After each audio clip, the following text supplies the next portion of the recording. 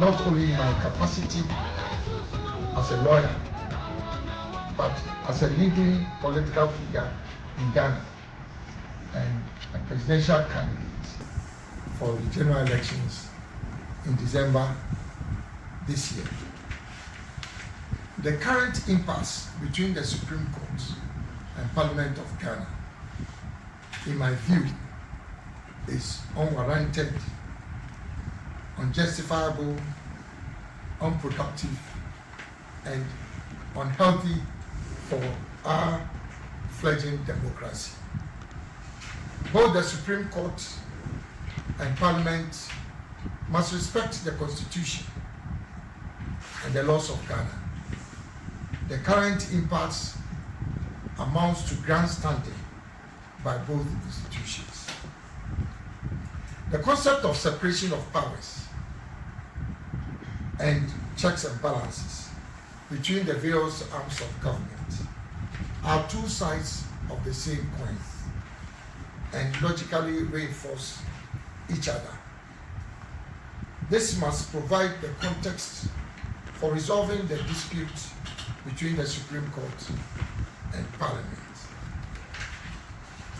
So, first, let me start with the case in respect of the Supreme Court.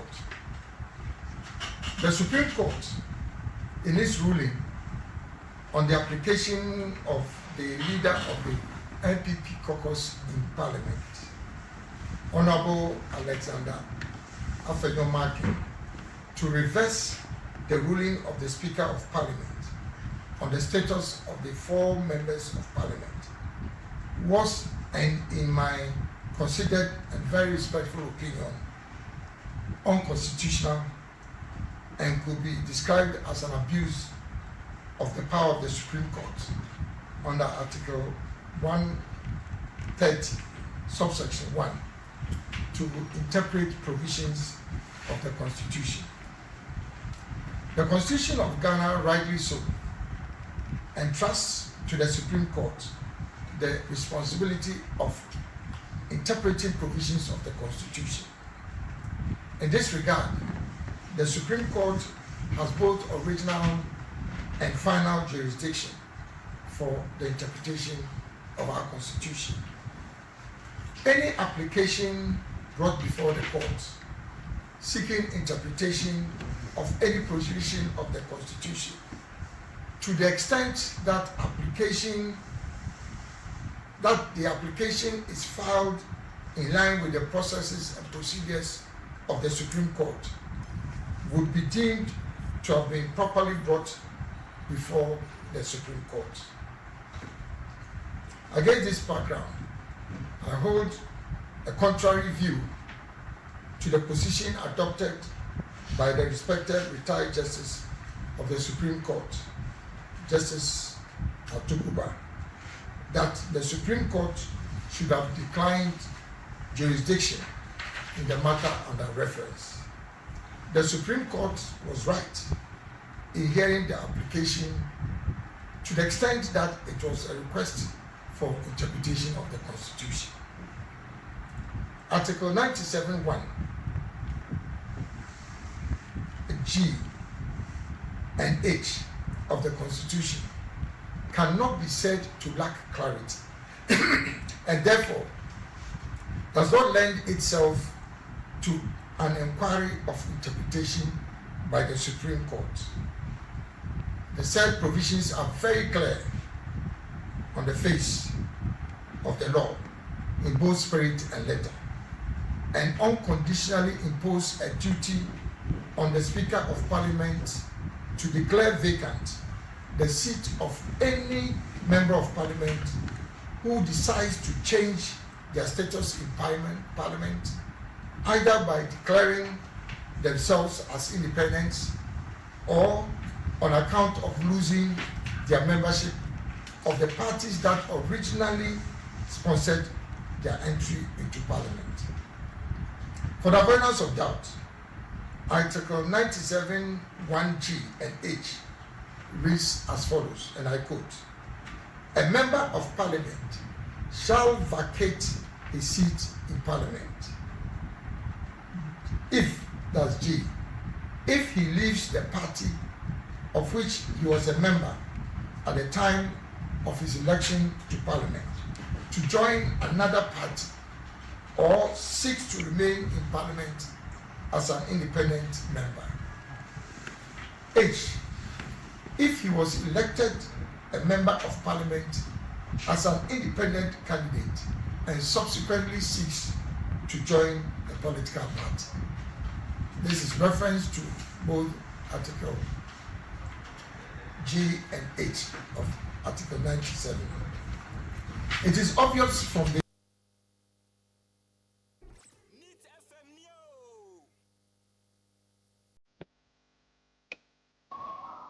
Prometheus stole fire from the gods and gave it to mankind.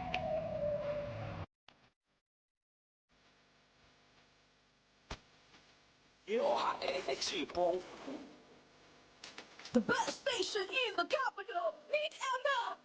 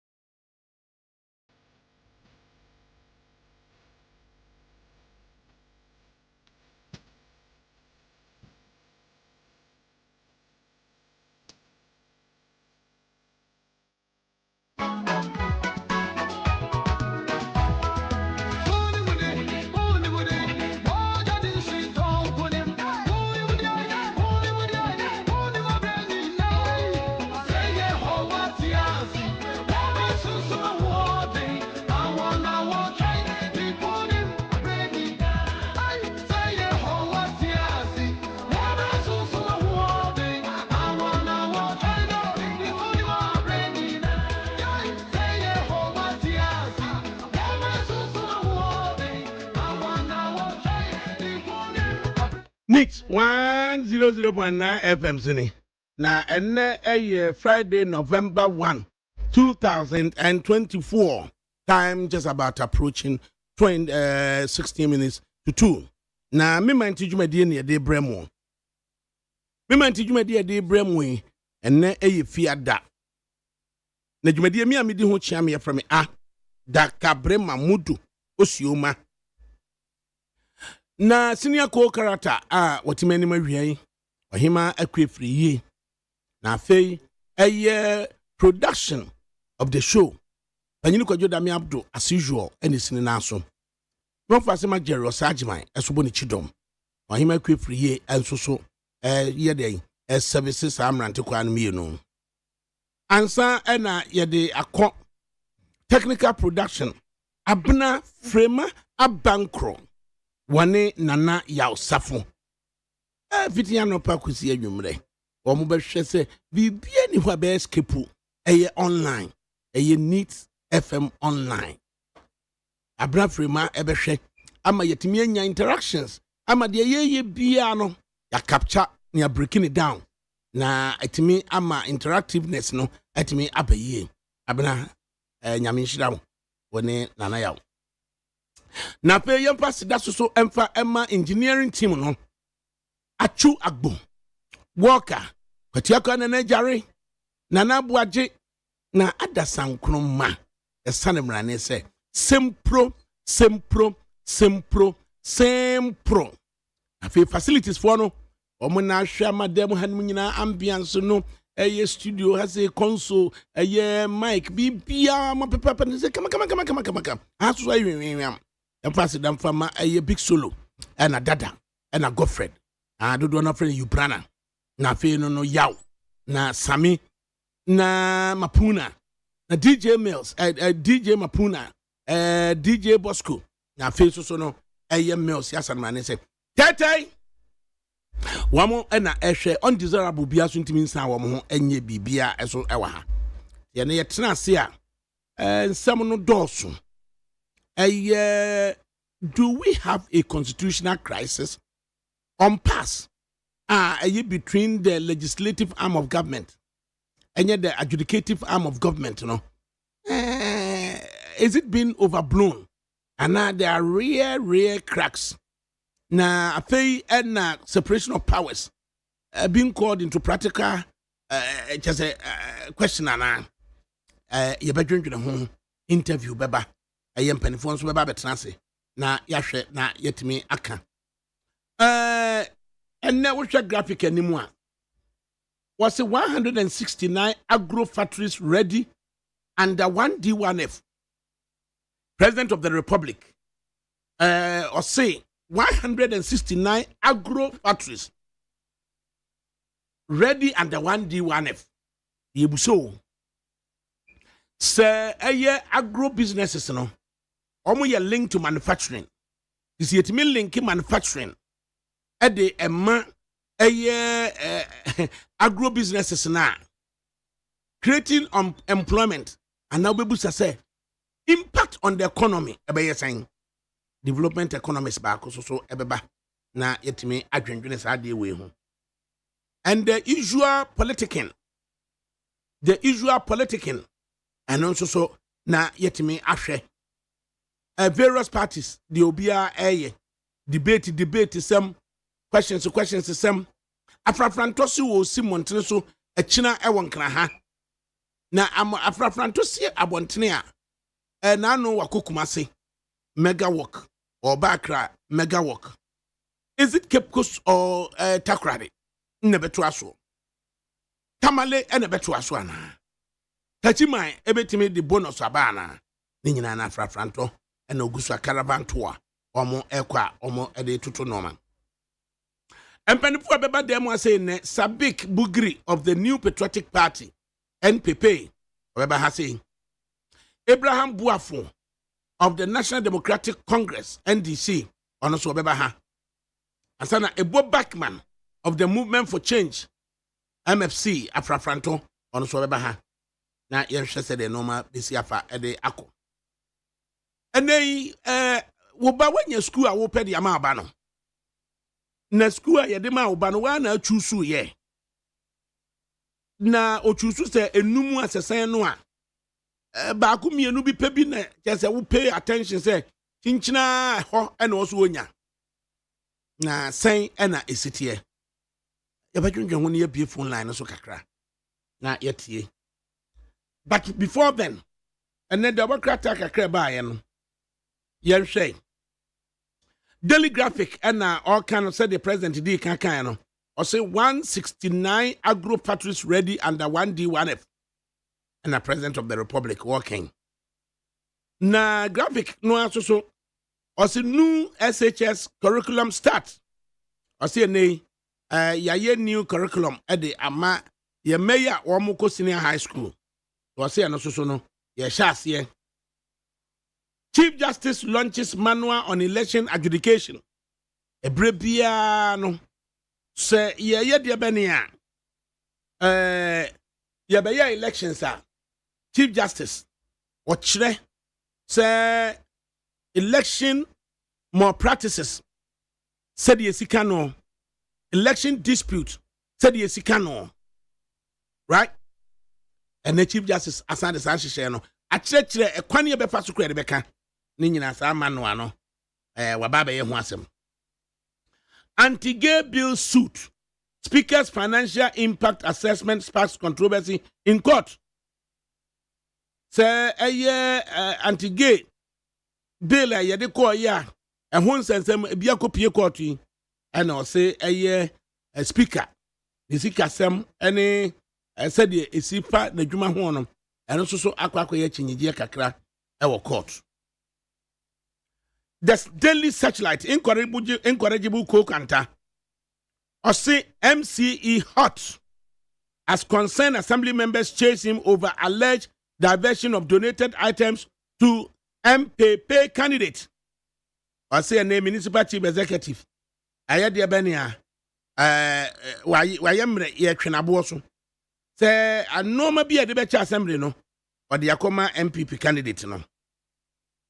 Alan Chematin to shake Greater Accra with another Afrafranto mega victory walk on November 2. Actually, Mimini and Alan John Kojo Chematin Afrafranto. What yes, Montene so Ewan Classy and Opanunsia Ewo or Brasport. I just say, oh my Cradwaresa. The same chronicle also say, the same searchlight say, Alan Chematin child Supreme Court Parliament on person, say a year chief. But nano atumbi. They suppose a year on pass between a year Supreme Court and the Parliament, you know. Say they bet me a share. Now, Obia Juma was why you know, what me a year, na Ghana democracy no, yet me ama ako nenimu. Suicide in the lower Volta identified. There may be a Okoko Jina Sogakope, a year bridge Sutun Hoto, a year a Sofra Mono, I say, Yetimi Hunipacro, and a year king. The Ghanaian Times, with a very beautiful photograph of Saya Duchum, Education Minister, are saying Ghana set to roll out new SHS curriculum beginning 2024-2025 academic year. Nkwadano Sheshaya di kwachiro madiano naka ajiatum ama Education Minister and worker curriculum yihu asemi. Money doubling tops offensive media content complaint list. National Media Commission and almost say nipa womu call say yatis and crofo say ye betimi adanda ama usika ya dobro na ma no wom ko ya yantimi an dobro wom no ana ene wom asade complain kwa akoma National Media Commission say media entities no ana advert ana just work kwatre ahwe ayabu no ana so o say ana da ho. Daily Post and was saying Akufu Ado Oblig Baumia government has been a horror movie. Ghanaians must end it. And a former president of the Republic, flag bearer of the National Democratic Congress, John Dramani Mahama, or Siakufu Ado Niba Umia, or Mamamu Amudiba Yedie, a deserted horror movie Noah, not Dracula or Chinkro Fumo Jano, as a Ghana Fui Munsiano, Namunio Munfrio, and or they abide. Supreme Court verdict disrespects the authority of Parliament, or say the free Supreme Court by as a Yetitia Emrashobeja enim, a political science lecturer, Professor Yaujampo, and all can say. Ghana needs a leader who doesn't lie, and Mahama fits that bill. Professor Nana Jane, Opoku Ajimine, a running mate to Don Dramani Mahama, was a Ghana dear. Here, a Candinia, ontwatro na Mahama ontwatro ana odibaye Daily Dispatch and so and a watch them say Dampare is a reformer. His achievements are tangible. Baumia. Dr. Mamadou Baumia and Edia Akoswo. Or no and why chairman of the police council. Why vice president of the Republic. No yeah flag bearer of the New Patriotic Party. And was said Dr. George Akufu Dampare.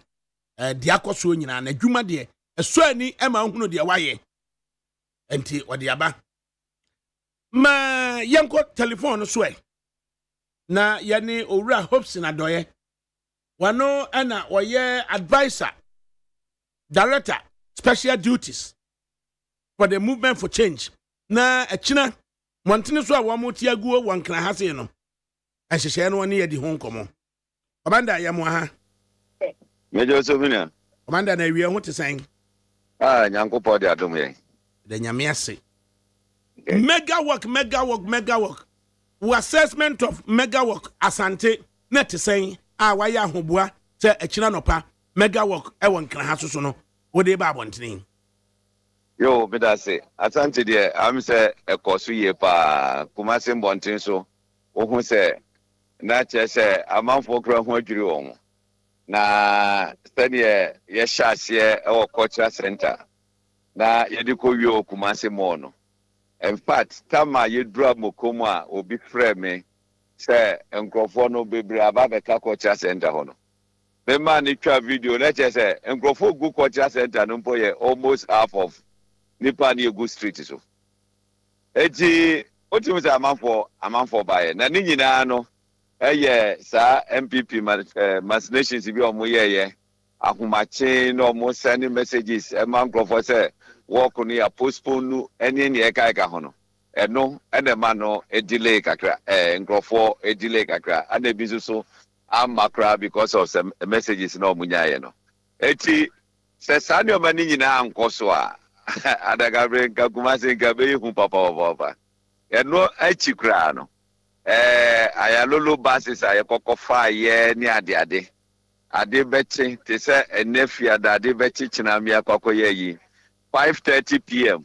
na omafre ye organizers ne say basis no because of bibinti no enya dia yen sabeka they hu say order from above bi asu honum adaja yi ni but kakra no yetimi ye manu ye successful eno no tre nyansa kakra enti Ambo a ochina de no yemfa yani ento sa ayalolo basis no ho emom yankasa ye internal arrangement a bibia betimi akoso eti nyambo ocha no pass 6 o'clock no de na che se amanfo ahyase egada na wo hu PTC birthday no ho our circle like wo ko katamanto a one way now befa no honom wo ko nim ka as a glance honom sa no ekonum ana yebegada na chese yesikwa a yakwa to Central Police Station near taking left at the Fatudu inside ababisi the next one way na a Sunday bus circle no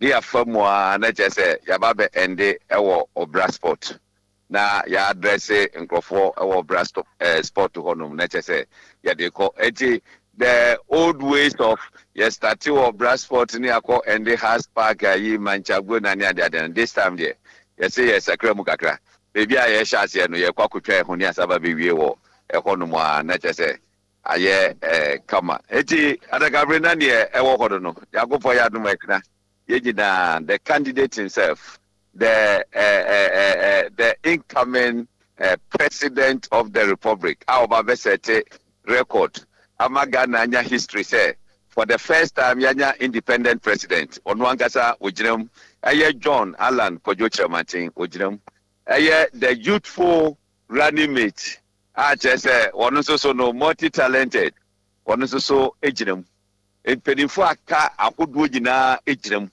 na sa work we na nkasa no aye Greater Accra program on say papa no okọ region bi na se wo wi a say or Kramase Netono with a walk at a Greater Accra.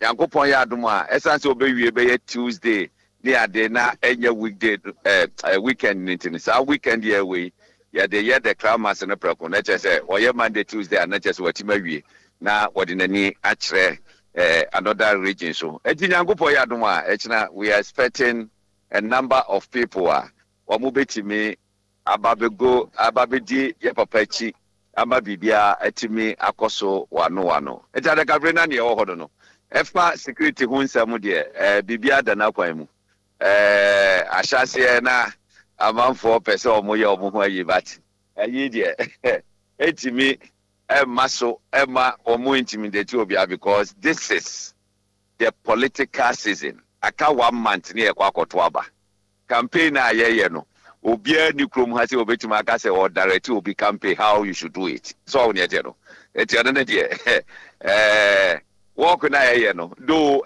walk enye demonstration just a walk to crammers our campaign activities here etino ye nim se bibia betoto kama ye mrantie no ready se bibia bekoso but wonim ba me fa we entudwa answer obi bia obe na adwen se oba be basabasa ohobia no before se ye be move ye be mo obi ate wo hyase aye be yire na the way be se ayire wo no ansa na be jamu ama police for no na wankasa wo hu se o widie mu ni undom pemu ate ayi paaye na enye sa keke eye the TV cameras no ba be si so because on potemu awo no obidim we ndc ni amanfo ni mu we MPP ni amanfo ni mu we Afafra Antonia amanfo ni mu etino we ye wa adwe so ba be basabasa dia ADAKABRI no de omobo akra se de omo plan se ko mbe ye bi wo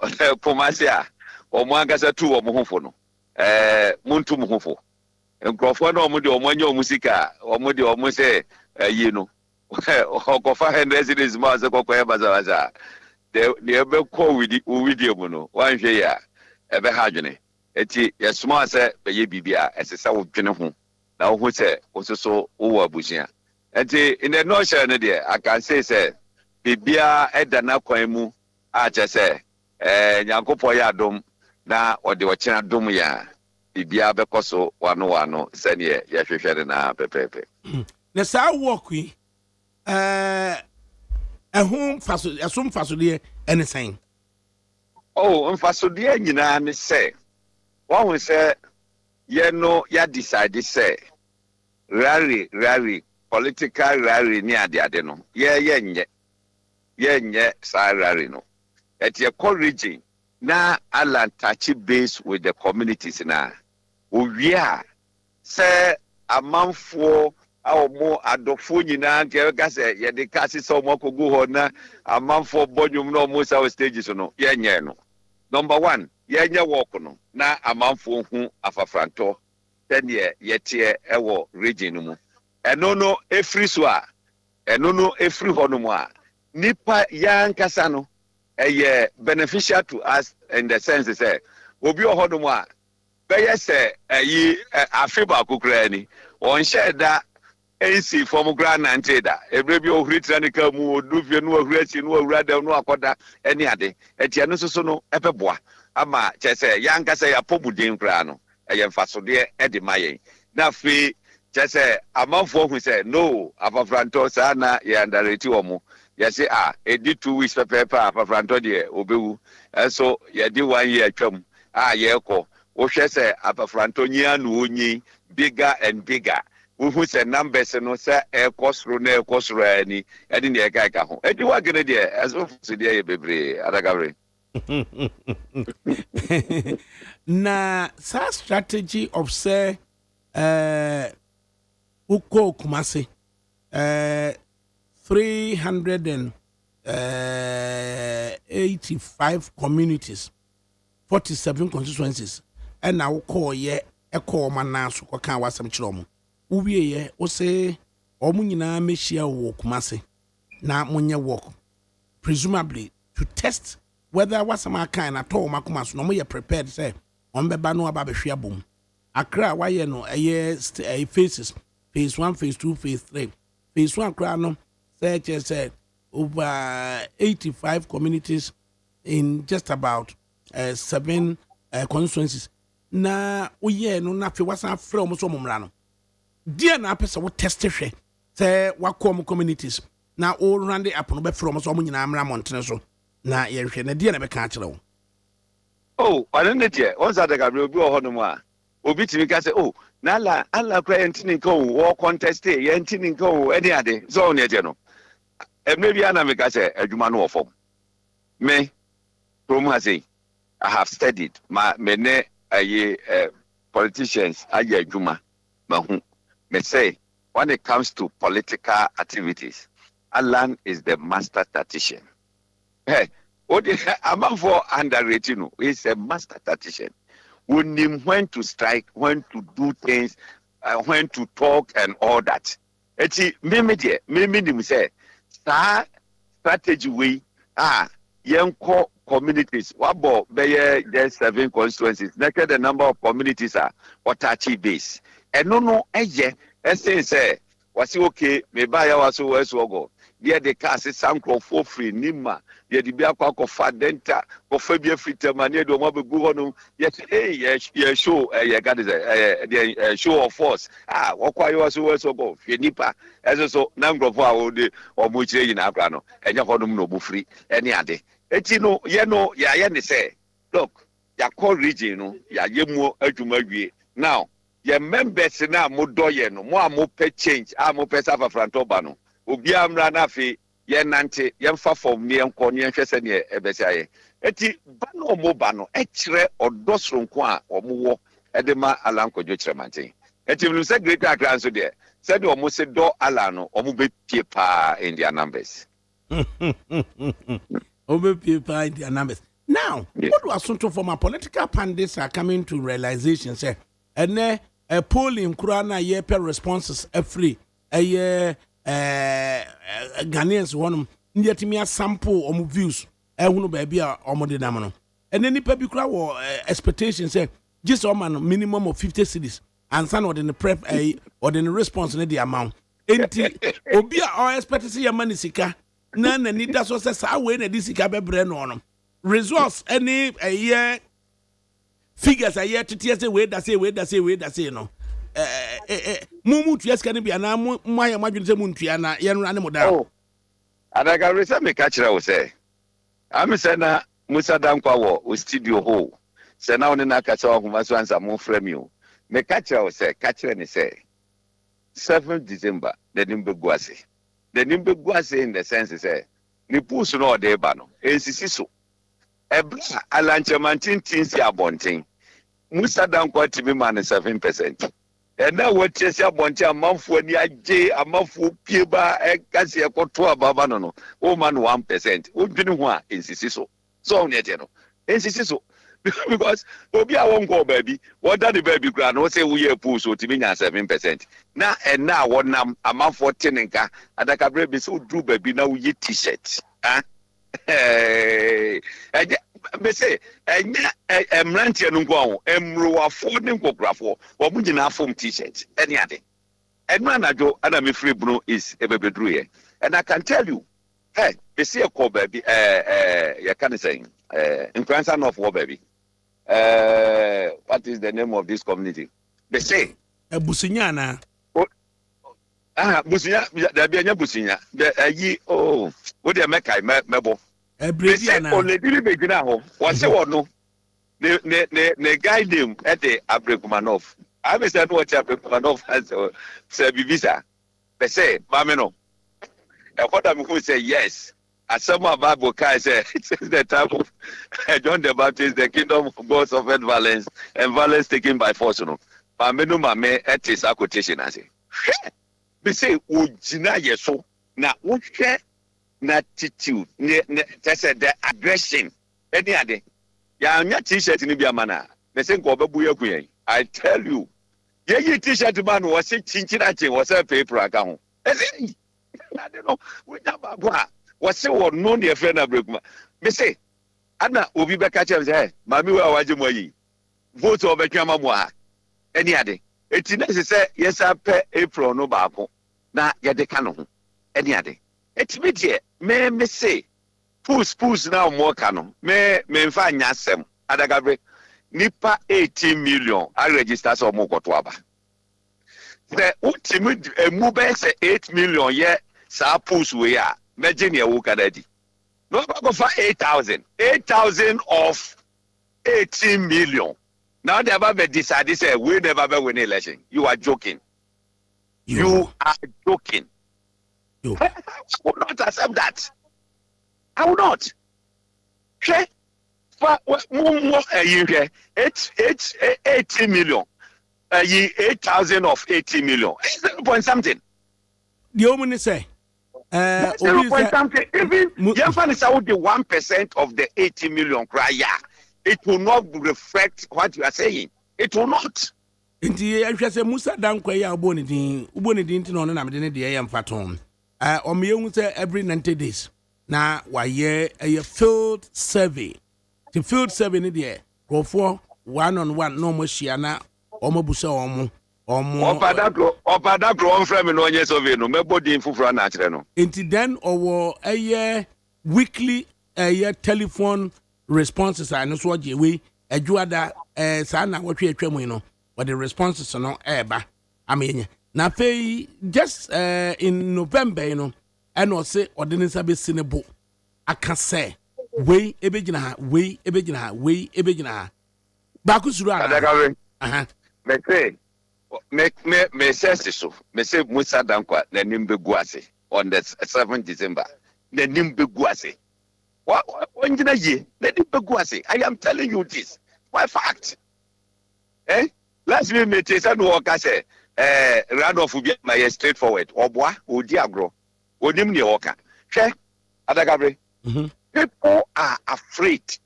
And send ye abayi intimidating growth. Ye man for businesses. Hey, obi no more. What's it? What be by almost say, yeah, to alcohol him, almost say Jubilee House of War, and to almost the body or mope, at the mano. Any other, don't yet, you know.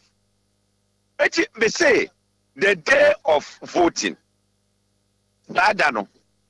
Look, say, oh, yeah, pulls about primaries. Now, wafa constituency bako.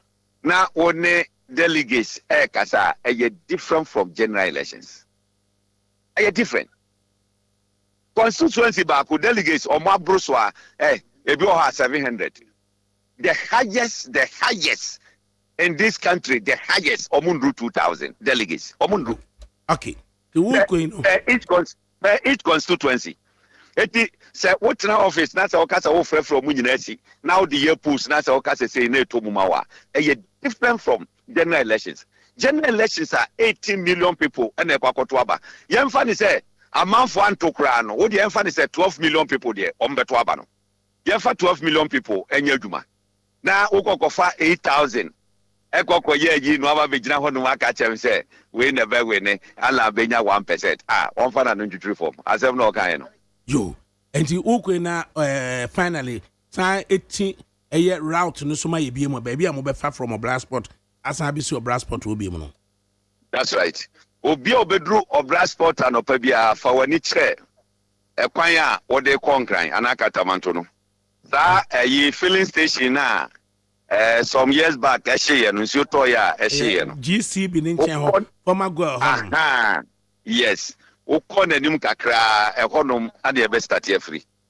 Eti ye be kwa ni akwa kofa eye Accra Regional Police Command ho. They are branching the Ura to do honum. They are see the one way now edi free Accra Eba circle. So in effect no mo fa eye Kwame Nkrumah Avenue. Mudru Kwame Nkrumah Avenue na mako akwa kofa eye Central Police Station honum. Na fe mobile see beginning of the Kojo Thompson route. Not just a massa back to circle. Near the Kojo Thompson road naba. The Ababi see of brass spot a honum and the bear address here, you know. Adakabri, first time yes I deal way. Merry go round. Ye walk. A bear fair. Made him say a man for every this time a man for the demonstration grams on Bayanisa. Nabibia at the Debbie and Monamudi at the full rubber. they are the full from above one so and one no. Yo, eh. And the commander, yeah, there was You met through Ubia Mra. Na Oma May. I can't say, ADAKABRI Mwankasakra invite you, Dore Mone, Yimuna, invite you, Omuna, or Mumrabi. That be Bianya, kama. yo, commander, Yame Inshra, why? Right, into a hopes na doye, and ono ujinamu Emma Afrafranto, na or say China pa nunsia, or Musha see a frequent Kruma Secretary, GCB Ninchen Honoma, a ye a war, GCB Ninchen Honoma, a former girl na, a ye Ubesiana, a Jacoshi, a Koshi ya, young Kabushia for yawnum, a moonsam, or so much as if you on ma,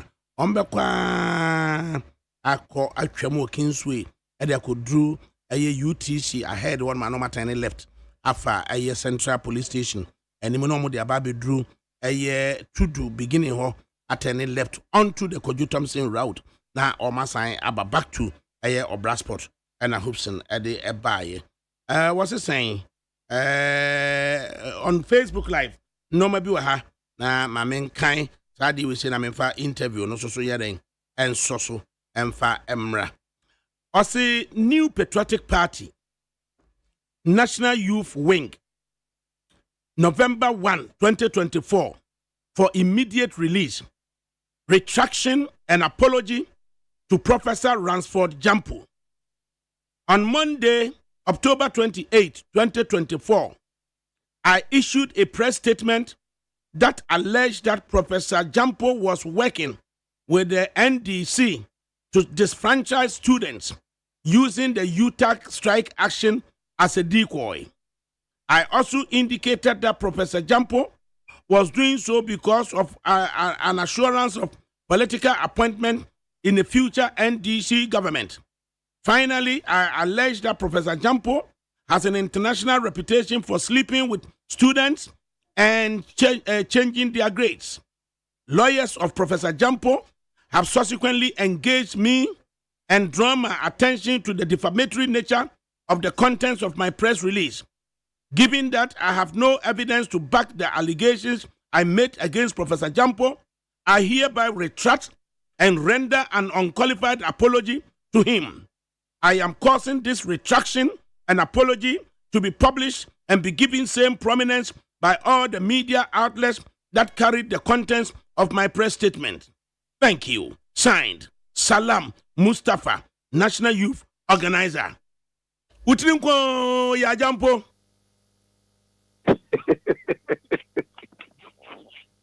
ADAKABRI. Medase. What's between dase? Hey, as I'm saying near the Atos one, I say, would you know what would me didi ya wouldn't transfer? Oh, ADAKABRI, the time, Medase, Akunya or the Amame. No question, a Jumana, Yanso. Ejidi se onyamede ahye nso se yenye no akwensidie bebre na distractions ewo ho na me Christo ninti I'm not ignorant. Bible say we shouldn't be ignorant of the strategies of the devil, and I'm not ignorant of akwensidie and distractions one year ye pesi ye near the boa or mine no, and I'm aware of all these. And say bia and senior namunimuno call strike the day. Strike was just to make sure say I buy a bayan ye it be to galam say yes. Na no na wanga in your day young Hokobomo organized labor been informing no be and shambo. Amudi and shambo no yadrian say any cost of some ya pasia come on your cop sa strike no. Now they put pressure on government. Into your money almost be into your monqua, a very idea. I generally say, Yepese Ghana for you now who says organized labor a bit disappointing. In yet you tag for the into me, into me, we are not part of or more idea or my or the other disappointing Ghana for the deny also. Now, but I deem with the then say, Kwani a becono, and the name of the ACC are you.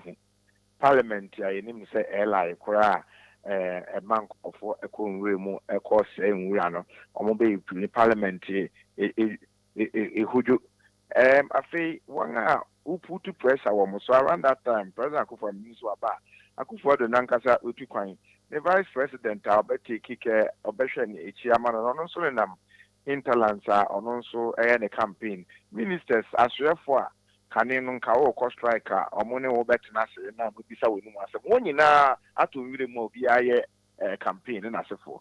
Into your movie as I the dream work as the strike and your strike and I qua for the sake of it. Then yeah, one agree mu a Harry be air can say Jama, ya said that and your person buying you unpopular no. A dream work as a debut. This is not a strike, I person. Yeah, senior are buying me very unpopular now, buying me the wire popular, and as will be opposition popular. We are trying to put pressure on the government. The government now will put pressure on the government. Nipa any Gina government, na name a money government. That's uncle for you now. And I'm about to urban to no be any other Jacono what I say. Inti Emma, ye Jim say, and at least answer there. Young Fakwan will be so. Na young tree strike and day and sign. Na yɛnhwɛ aban foforɔ a ɔbɛba na sɛ nhyehyɛe foforɔ bi wɔ ɛno na ɛbɛyɛ ɛnɛ yi a wɔpɛ tumi sɛ nhyehyɛe park bi apam bi ne ɛne wɔn bɛkɔ na obi abɛsensan bi NDC foɔ bɛsan PP foɔ bɛsan wɔn a kɛyi na bɛsan na afei yɛahwɛ asensan na aban foforɔ no ba so a yɛmpo 20 January 7 2005 Tafre Ashase one day Obitu Anko NDC MPP, whether we like it or not, new government will come. A new government now face and know what Apambia now use as a basis to demand accountability. This is no and yes and young advice young strike among the answers saying. Yeah, just strike as in saying as I say campus is a vote to say ampa one match strike no asensa na na ye me ya no say ADAKABRI yankasa be bia me ye president University of Ghana ha me call me members enimu no me kosere omo se mo na me na mosoma me se bibia me ndi monim na me nkoye mamo na be bia ye dui me de me madwi mo me feel say ye ntwe strike na nsensan me ni omo kasa be 2 hours me sere omo Mesro Munina ewie no mo to abetia me position. Ya to abewie na me university for na me di omo tse debi waka bia na nso yan adwenti en to aso. But na enye University of Ghana for nkwa na eso mo kyerema. All the 15 public universities no eso mo kyerema jo.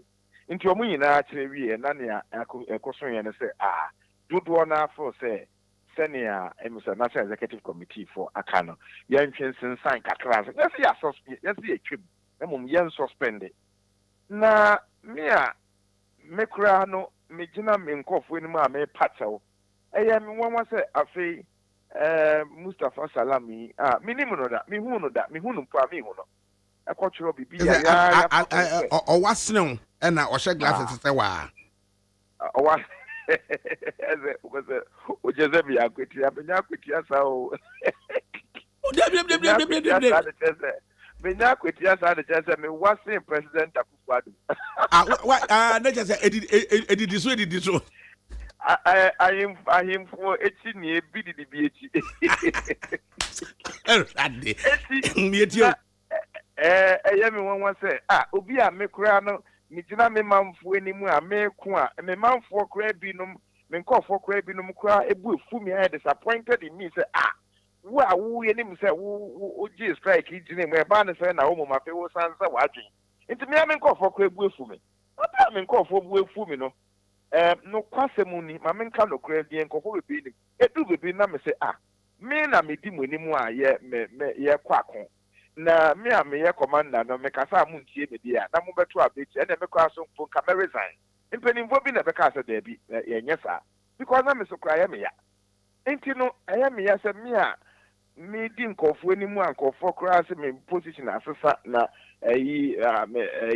wo twabo me na sefo no papa yi a minimum ni be churo nsem poto fa me wo say me na Sonia Wakenkai no jama me ni NDC fo na ɛkɔyɛ akɔhyɛ biribi a yɛka na n'ase yɛpɛ sɛ yɛdi taakɔfoɔ strike no disenfranchise nkɔfoɔ ɛkeka ho sɛbe nkwasi asɛm a ɛdi akyire nyinaa ɛyɛ dɛn ɛkeka aka ho nokwasɛm ni na ɛyɛ meya ma lɔyafoɔ ɛkyerɛɛ na me deɛ manyɛ mmara no bi nti no na mekaa sɛ ɔmo kyerɛɛ a no nka immediately na nka sɛ yɛmfa no nkɔ court na adeɛ sike bi a nka mebɔ odin sɛ nka mɛgye ɛwɔ no hɔ no for defamation no anka mɛgye na agya Pentecost ni menyɛ bi koraa masan de kutua ntutusu dudu n'asefoɔ ɛde bronya bɛyɛ ayɛ but lawyer kyerɛw no moma no 48 hours sɛ on retract na on apologize ɛne sɛ wayɛ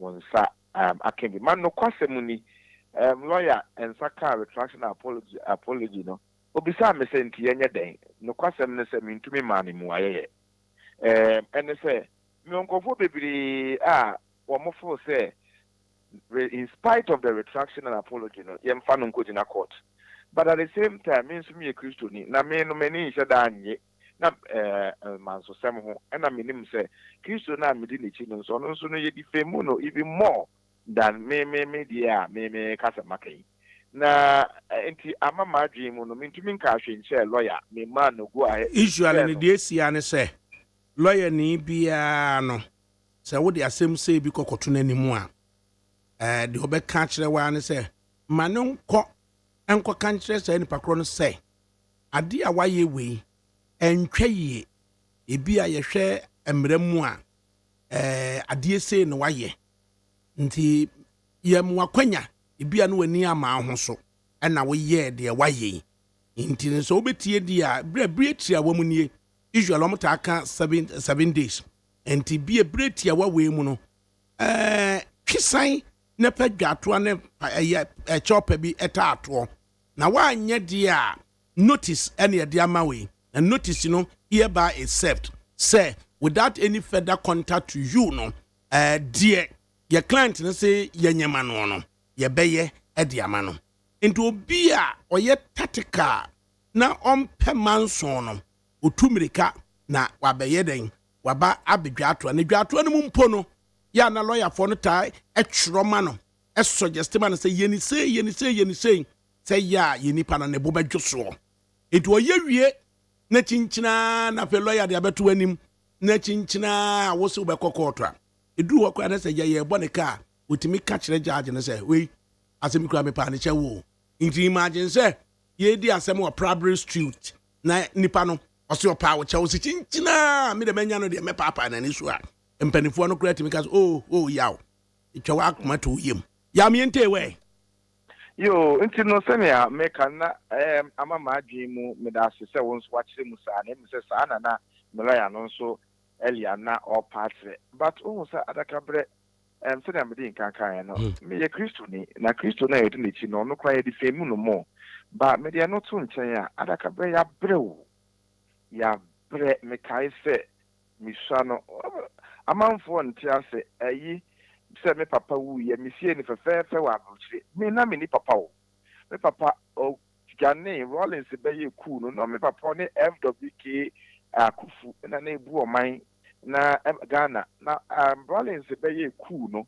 etia SMC2 no me papa Ghanaian fie Ghana 79 ɛkɔ aburukyire eja yɛ hɔ kɔyɛ no san kɔyɛ ne busua foforɔ wɔ hɔ a me papa tena aburukyire 46 years na 46 years no tena no wamba ɔkɔ 79 na me hu me papa me hu no na maye penin wɔho na enti growing up no ɛyɛ me ma me kwa na ɔhwɛ na ɔno nso so no wankɔ school ankodu ekyir na sefo enti na abrabɔ no yɛ den adakabrɛ me nam madamfo bi wewu jo na ɔyɛ shoemaker na ɔkɔ a ɛnɛ Madina salibotwe nyinaa yɛ kuro yɛwɔ menyi wɔ bebi yɛfrɛ baba yara ɛwɔ Madina hɔ a na yɛnam nwura no mu akɔ salibotwe na kuro no mu hɔ na wokɔ a na boy yi ɛbɔ ne suicide konkonko na yɛbɔ suicide na yɛabɔ ewuro bi fie ne ebisa no sɛ maame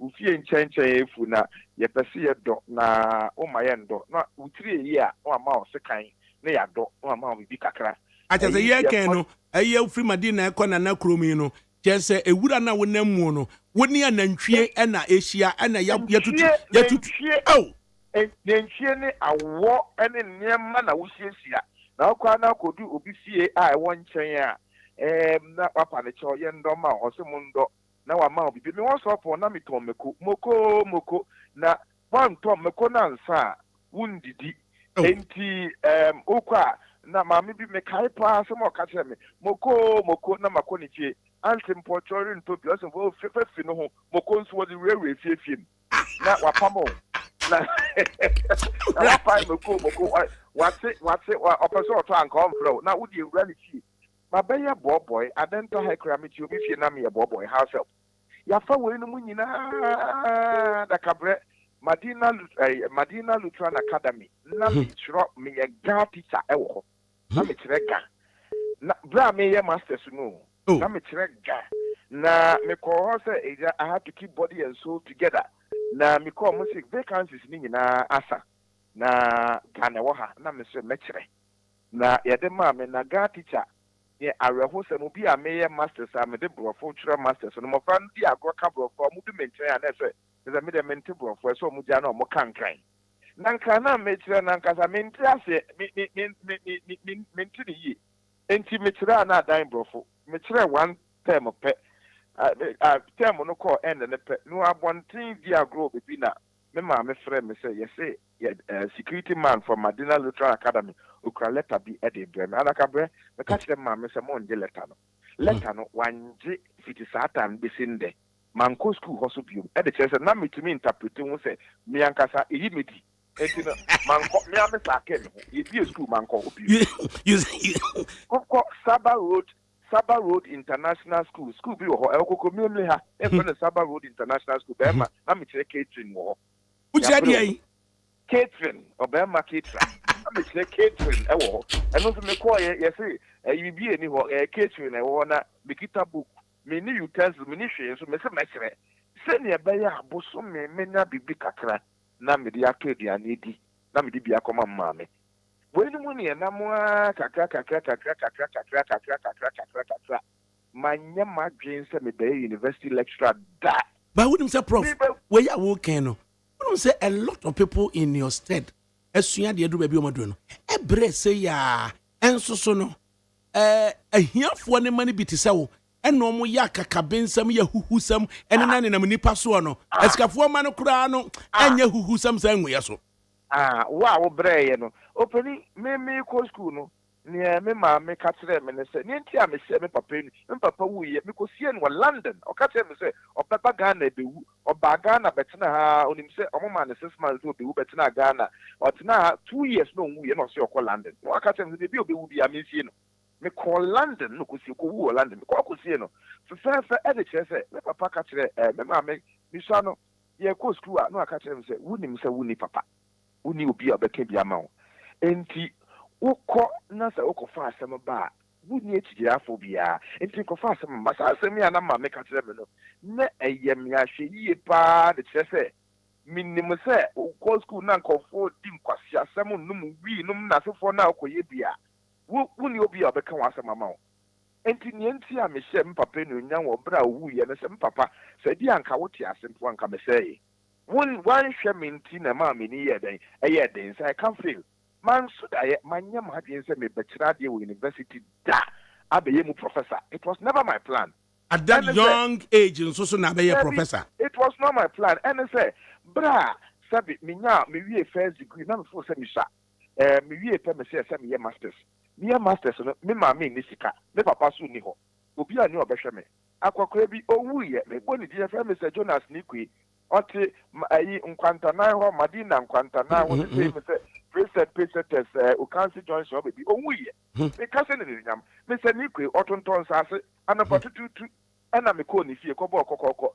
me say Nikwe me fa cho me wi school me ma me ni sika obeto am so papa so ni ho na me person ka ma me sika na me hia 200 cedis na me dey be emfo wa ina me say Nikwe odi ebufuo okọ dem oba na odi sika bond dem o se fa ko twa school second and so nearly 2 years na ye second year me call me say me ko di me sista me say Nikwe me call o se cobra me ko bi mo se kobra me ko bi mo se ko oya me kobra miensa ana na mi adom odisike ma me se me nkotua ana me ka kire no se se mentumi enwie emfili within 2 years na me defer first no emfil no for 3 years ne 4 years na ye se mentumi anwinjire me ho enwie na se me defer the third year no me ni obi obetua me school fees ama me adakabre and me die ni break dig yire me hu di fie within the record time of 2 years me wie na university abrantie won a woni omo hye ase kura 2 years no we wie nso omo de omakọ je extension enti saa de a eni ye be fawo se lecturer be kira de wa ha ni ama 5 years wo kira de na fa yo PhD and no ne be ma me ye lecturer manya ma ade impo se me bidi lecturer e be nya mu promotion wo enti ye nam fantini beka se nsabem imfichiri onyame atom keke ana odi ye ebedu bibi ayedi enti se onyame a wadom ye nsa ne pegya ye bibi ayedi na you please expect say obi ase bi wunim no ebe kwa akotena bibi aka nsem ya afa won mra oni nyina so enti no kwasem na eme ya pa nanso senia wankasa wa kire mu ne senia many asofo mpenimfo bibire nso akasa ever since I saw apology me bompaye men kahwe emfa ho yede na nso me bompaye se ebedu enwumre no na me hu asem papa bi a meka me gidi se beboa me na afi nso be mani pa nso hu se meni yede na masam yede de na nso minim Kristo minim Kristo so agi utumu ana aye nipa na obia agi utumu ne Kristo anyewa antumu a onyere enti wa ya ade enti no enkodura nwumre no isusu se eye bibi papa bi beba na se wonnam na se bi wote woka mu na wo bonnwum na wo sa wo hye ti bi na yesei ukoshi adofo bi na akra so kofi na no obi ka so ho na tawu o munum so wabre o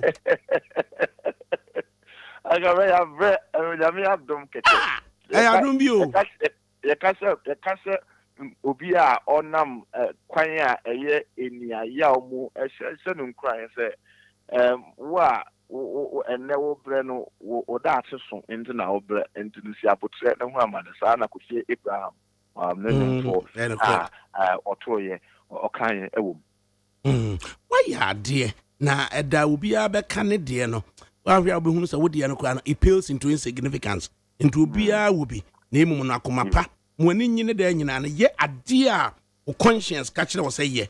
You are quoted in today's edition of the Daily Post or say Supreme Court verdict disrespects the authority of Parliament. Ransford Jampo, with a very beautiful photo of you being such a handsome guy, political science lecturer at the University of Ghana, Professor Rai Jampo, and Odu Futua was share a year African Webby at the other. Tell us how this story was couched by the Daily Post. Let me tell you, Inka, Okan, we can't incorporate apology, and cannot, but of a certain time, that's a margin.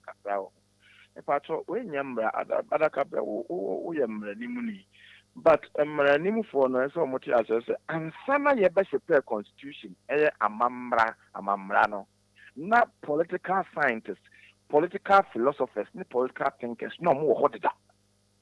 Now, the expositions of political theorists, political philosophers, and political thinkers, and na lead to Mrapong and Sheshe. Oh, the expositions. The father of constitutionalism, the friend John Locke. Oh, I didn't never be with Bibri who unknown now decided say, or the first person to talk about the need for us to have constitution and constitutionalism and so forth.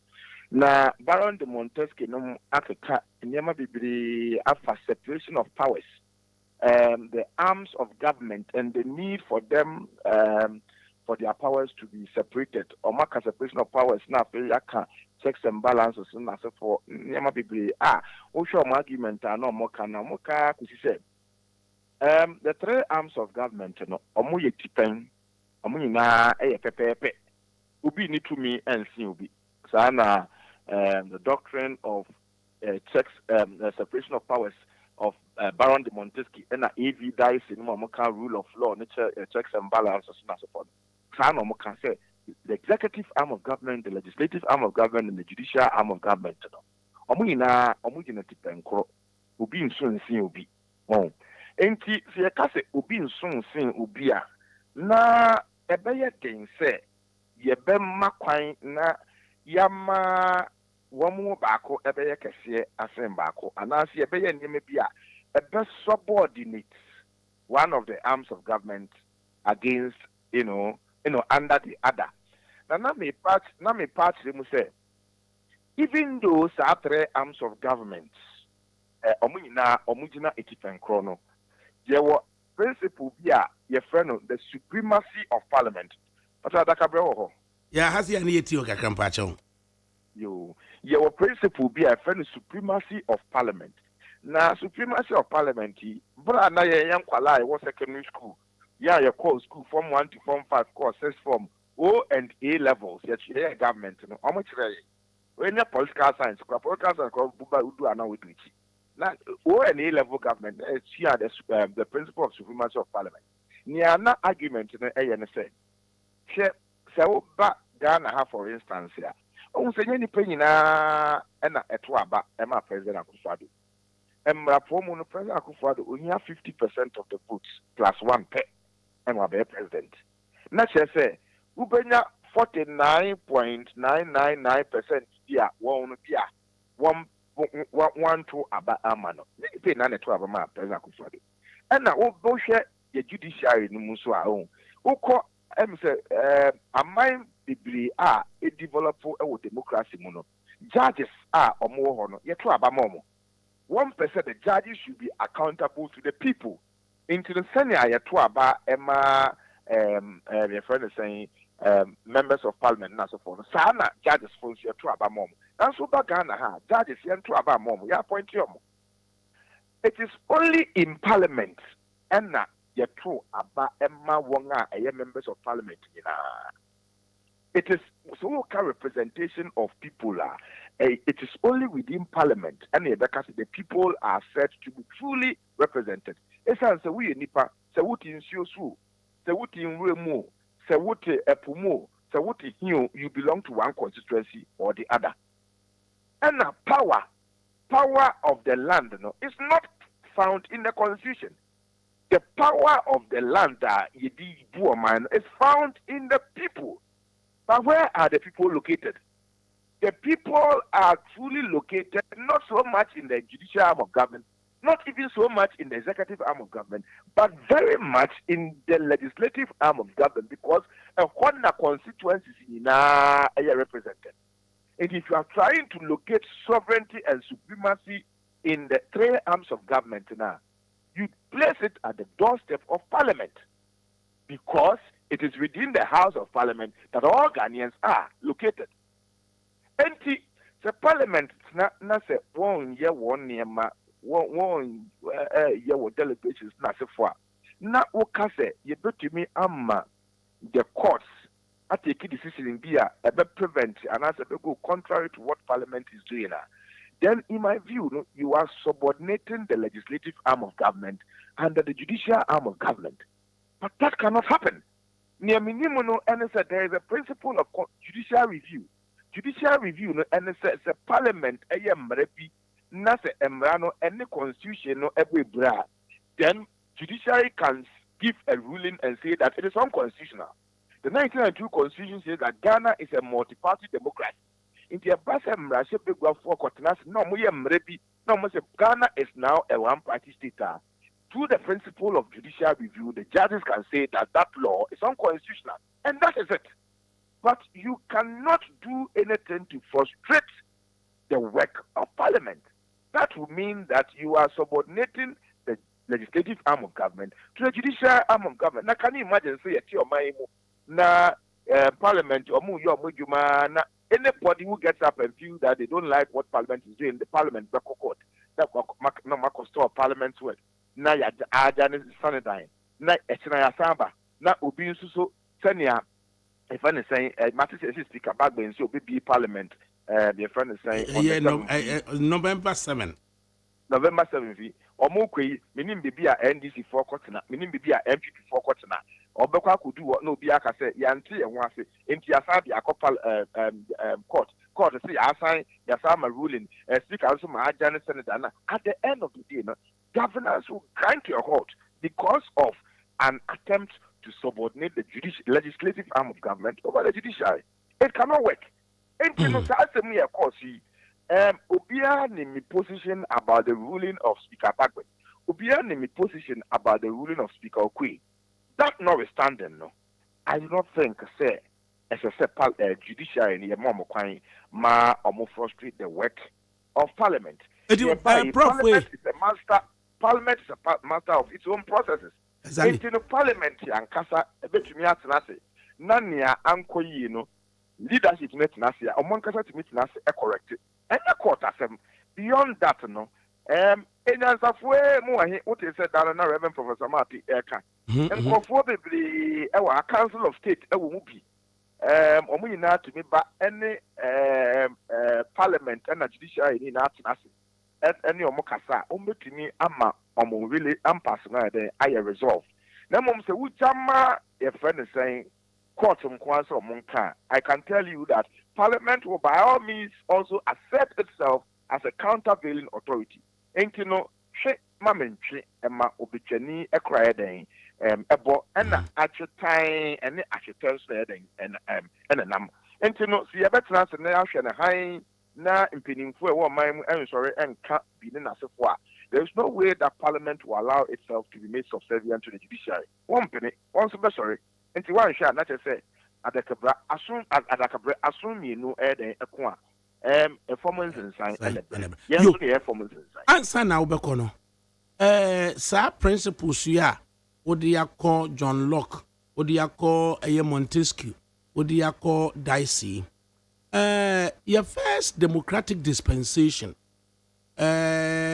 sir, various arms of government in one actually etimiba Emma Sata Mobekaya, Kwame Nkrumah, ye kotunu tu kulungungu, ye de ya chrenom atawi adama fi omukojina court, emunsemo ba ye Emma se akukosa ye yi na die eje se twenitan atam se edu de kufu adokram se bikano na esan ba ye second democratic dispensation ovia brefabuzia eno so no Apollo 568 was it Sanla case so eba ye de ko ya third democratic dispensation Dr. Hilal Eman eno so akufu ado ni chachuchi kata na amwakutufo ene Apollo Elizabeth Ohini ya enso so ekokoba ye ene se we so ASK Babin ene Araba Isaba Tokoni omu court any legislative army no. How do you propose say yemfaso and advance democracy rather than say yebema sa on passy atwe akwa akire na me kan say nyame adom council of state ko bibiri aka say omu hu adwuma kro mo ye omu adwuma sorry and beyond council of state young for bibiri eminent people omo Ghana ha omo kasa they have risen above partisan policies. ADAKABRI 2028 elections na ye no 2008 elections na ye no anka ka kitwe being handing over of power anka enkoso na dem pa na me bia na me ye adwuma ntimi hu niam ekoso okay kan Professor Bafo Ajiman bia ni book bia watchro me say the Odyssey or something or kan sansem nyina ewum niam ekoso behind the scenes nanka change of handover of power nka enyam koso nso mpenimfo bi anajo na omonda omoko ne mpenimfo bi no musi nkonya kasa behind the scenes na sefo a nyina played a certain role to bring about the handover of power from the MPP to the NDC in the following the 2008 elections.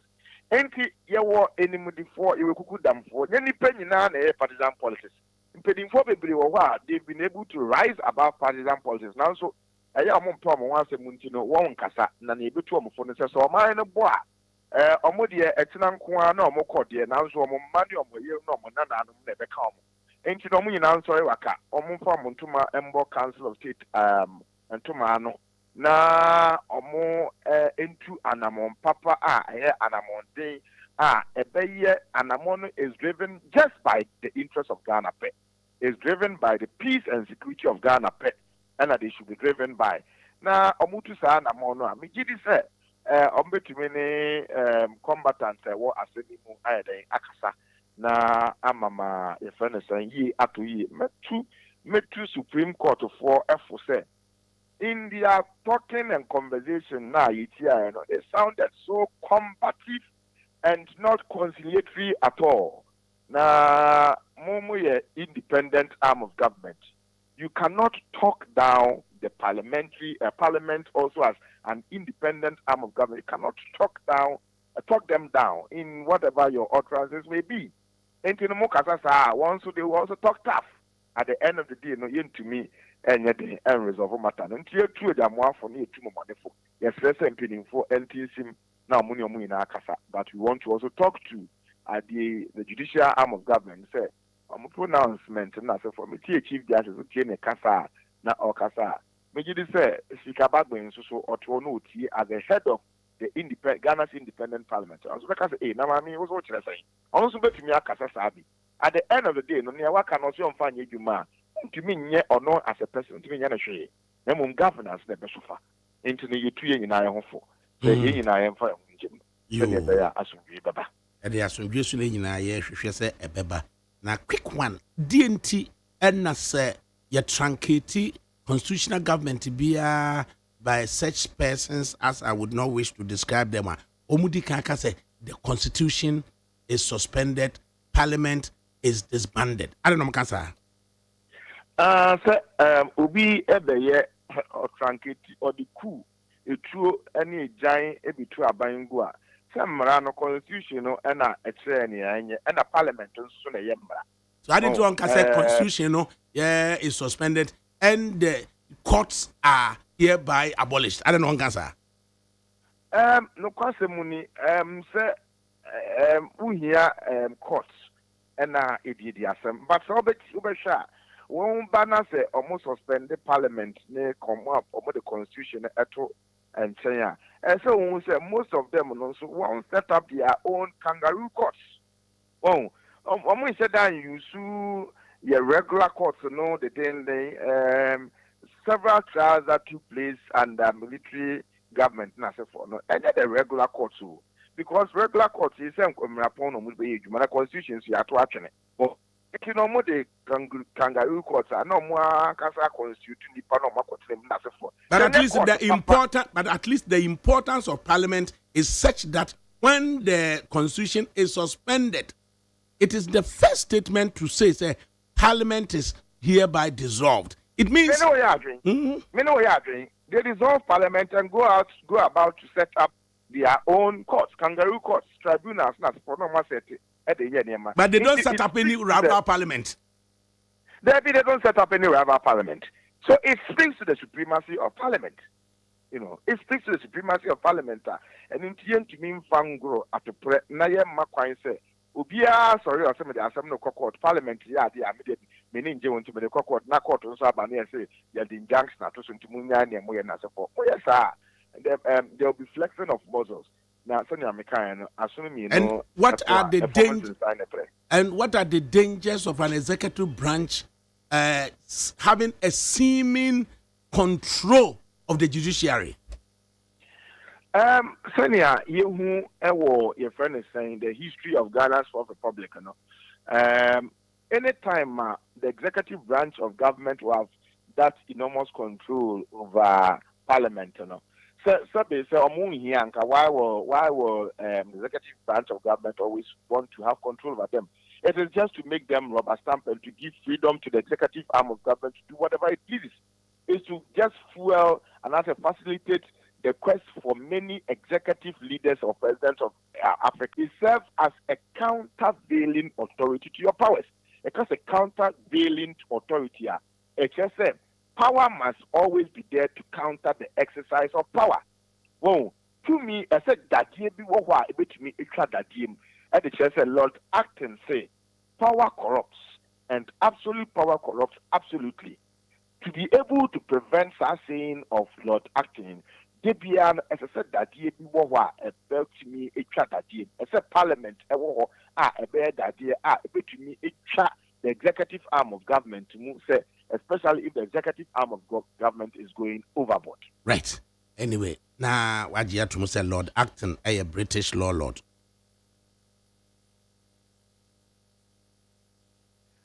Professor Yajampo, Yadawase, say what me ajibre now when yakasa extensively into Ensembia, Salam Mustafa, Okeka, Atro Edifa, Professor Jampo, under the direction of lawyers acting under the instructions of Professor Jampono, wetimi aba ama watwe asemono e de assign. Yaw Asadi Tano, Osi Opanyi, good afternoon. Please, what is fair? Oh, yaw. Ma yena midim beka yaw midim wa hebe ma ma be go ginga Facebook Facebook comments kakra ewa hase na memra na memechia mempenimfo no come on comments no beba in the studios now yemma penimfo na kwa abakakra na Ibrahim Buafo of the National Democratic Congress NDC has taken his seat. Ibrahim yamwatenase also right Saso and Sabik Bugri of the New Patriotic Party also MPP also watenase Sabik yamwatenase right and nyame me hoye and your first year seeming crisis parliament any judicial arm of government educative arm of government no so wom mienu anti wom ho ase a adie ne betimi aba o man no so Abraham yo over the kama memfa akwanya kese na mechia wo ne patifo na mechia menua MPP ni na odwane mi studio ha na nchakasi enso koma His Excellency the incoming President of the Republic John Dramani Mahama and yamame the first ever female Vice President ayaba benya wo man mo Professor Jenano Pokwajima. It's a worrying events since Speaker Bagby, the number 3 of the government organogram of Ghana, declare 4 seats of parliament vacant in pursuant to Article 97(1)(h) of the 1992 Constitution.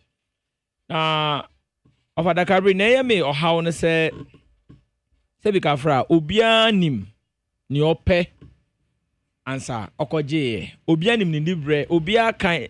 And the most beautiful thing is Chief Justice Yamame Getru Tokono or a lawyer ni penny ye papa Alban Kingsford Sumana Bagbin also a lawyer ni penny and Crofo menu nim omu dibriano they know the local standing, the capacity and the power are omu nyinawo provided by the Constitution.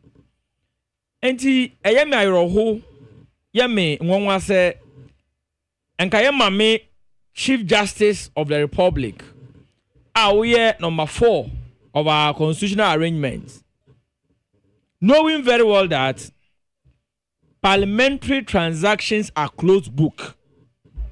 Parliament is the master of its laws. Near Parliament bekano Parliament no medina efrem odeno no sa na efre Parliament wo akan so obaso bobo Parliament on sambrani wa akan mu a ofre Parliament institution aye omode ho na se Parliament ameki emra any external organ and external personality that attempted or even interfered with Parliament anybody is culpable of contempt of Parliament.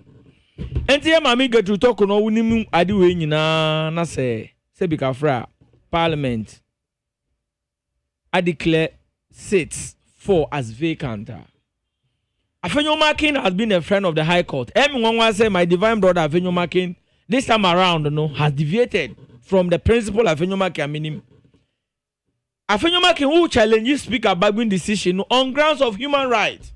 Because argument na Mami get to talk on Okra and say 4 constituencies now declare seat vacant. No, they are going to have no representation from the day of the declaration till say which will be the day of the composition of the new parliament, about January 7, 2025. And you feel like these people are their fundamental human right of being represented by a member of parliament is going to be abused. The question I business of ADAKABRI. Court ban the original jurisdiction to be the first court of instance to hear human right violation issue. And your high court. A high court. In the Afenyomake to even run to Supreme Court is a deviation. Now can me expect your mommy get to say about reverses it. I say no. This case is not ripe for my jurisdiction. Fako baby a ripe no. Unfortunately she didn't do that. At the high court level no. Sanka issues of interpretation be bar. Like a high court na stay. Exactly. I refer that question of law to Supreme Court for interpretation. That question of interpretation. Sorry. That is how it is done. And then when you can see a clear travesty of justice here. And beside, as someone that is procedure, coming to the merit or the substance of the issue. Near AC or Parliament doesn't even call for interpretation at the first place. No. Embrana constitution clearly where you hear so by lawyer ni and I'll be sure Embransa what you say. Yes, see, Obi co Parliament, not also me MPP ni, and Ghana for sign a social contract with me as an MPP agent. Me could do Parliament na me dani me no say me a CPP ni a. I was say me that me see akonwa so because that has potentially amounted to fraud. Say you present yourself to an identity of red to the people. Now let our change your identity to black. No, it is fraud, potential misrepresentation, and what the purposive reasoning behind that provision of the constitution say so obi echo parliament on a particular party platform. That's the okono kosa na okosa the party ya declare the seat vacant is because to prevent potential fraud, to prevent misrepresentation. Yama mi get to talk on wuni munyama we na as a chief justice of this country. You have gone through the mill. At least you have been at the bench for 15 good years and above. And into a justice of the Supreme Court, and you finally became the Chief Justice. And in foreign politics, we are only threatening the democracy because and yet Quantina, the principle of separation of powers, or Usha JH Mensamo, Riakotomu. Attorney General not to form cases or call Parliament about separation of powers in Yinano. So be a din lemu. Nyaya Odiano, ye, Niamidia Sonami ye. But it seems to me like an appointed Chief Justice is thinking she's more powerful than an elected Speaker of Parliament. Because Onunu feels she has the support of the government of the day. And Afenyomake feeling that such a Supreme Court to acquire MPP headquarters in disguise. Acquire MPP headquarters in disguise. And Adia only Muslim was a high court or the Beko Supreme Court, knowing very well that the outcome of the court is predicted. And I can say on authority, say, as Sebika Fra, a learner of the law. The only institution in this country, I bet Makipu appointed the democracy of Ghana, the Supreme Court. The judiciary is the protector of democracy of every country. It is supreme judiciary no estate nyoma bi etia eno an tenet no code of ethics which means we are heading towards the wrong direction. Say enye speaker Bagbi na what man odoma Ghana and Oracle Parliament after his return from Australia attending the speakers conference now call handing over leadership to the new elected president now about the free parliament. Azumi se Bagbi and no Ghana se Bagbi so mate parliament mean free parliament mean friend them in French na say mame no say on no o to me say me decision mate no or no declare me decision null and void mate she should come and call parliament. Can get you talk on call parliament back to the house for business on me. Her leadership her leadership. Her leadership. But yeah, I do know. Eyana in Yemen, Eya Bufo. Because if you aspire to be in that profession, I agree. So you should at all times. I agree. Respect. I agree. Yeah, mami, her leadership. Say Onimusai. Obet me after Parliament to go back to the house. I'm going to go free. But Bagby, although Bagby Mawagan and Jino, Bagby upon his return from Australia, free. But no, the effect in the say is ASK Babin, Right Honorable Speaker. Is he recalling Parliament on his own whims and now say he's bound by certain rules? Exactly. No, but so far as mami, Chief Justice has judicial discretion, but we also have parliamentary discretion as a speaker. It's clear in our standing orders. No. It doesn't work like that. As per the rules, no. There's a number of signatures. You are compelled. Threshold to be. You are compelled. Ignore it. And you know, all is a threshold. No, the discretion is his. Do I lie? So all is a threshold and what the body threshold or is also here. So the discretion is so his. Okay. And the free Australia bar. But the inverse effect of this whole thing is that the democracy is at stake. And that meaning okay, maybe obi aye bibia parliament ko pass mbrabi ama enipa no anko prison. But nieko banta yibet mama obi abeko prison. And then maybe there is a state of emergency. Parliament needs to sit to allow the president to declare it. Omunko yinu ebetimi afa nsem bebre aba. And the one constitutional breach could lead to a lot of issues. And the neighbor said, going forward, Mimi to is in the next Domama government.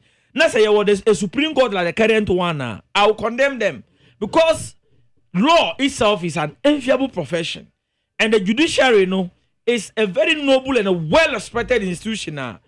Say you starting my integrity and predictions of public. So obvious, and in some brain okay, I say can pass it. The rate at which now MPP, the judiciary currently, Supreme Court to know and making everything so possible for the MPP. Bibiana MPP case be go through no. It's even a threat to national security. And to going forward, you are talking about we should be mindful of integrity issues and the adverse perception. Excellent, the public perception, because it looks like consistently from time His Excellency John Dramani Mahama the petition call against Nana Addo Dankwa Akufo-Addo Nije Mensah. The people of this country started having a mindset say the outcome will be A. Since then, the perception and the predicted result of the people has always been like that. Out there, no, you do not see any concrete attempt to dispel that perception. How do you do that when Justice Gau, who is a known parliamentary candidate of Ho Central, a former parliamentary candidate of Ho Central constituency, okay? At the panel, so I can discuss it about a suit filed by MPP, current minority leader in parliament. How do you expect Justice Gau not to find himself in conflict of interest? Rekono, catch them a banner say, would you say woba? Now, catch him, say the manusity.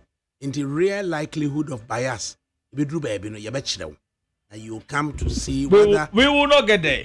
No, you bet you don't. John Dramani Mahama will not get there. No, the point still remains to say, not just about Justice Jau, but your ability to demonstrate there is a real likelihood of bias on his part. If be a Chief Justice who would have done something about it. Sabik, Wunia Abraham Buafo Akasa of the National Democratic Congress. Abraham, are you a lawyer? Sabik.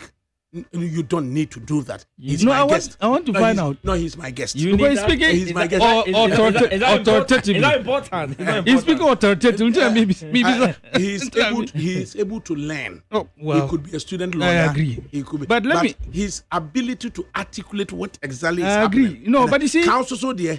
Now this unpass about our parliament and the adjudicative arm of government.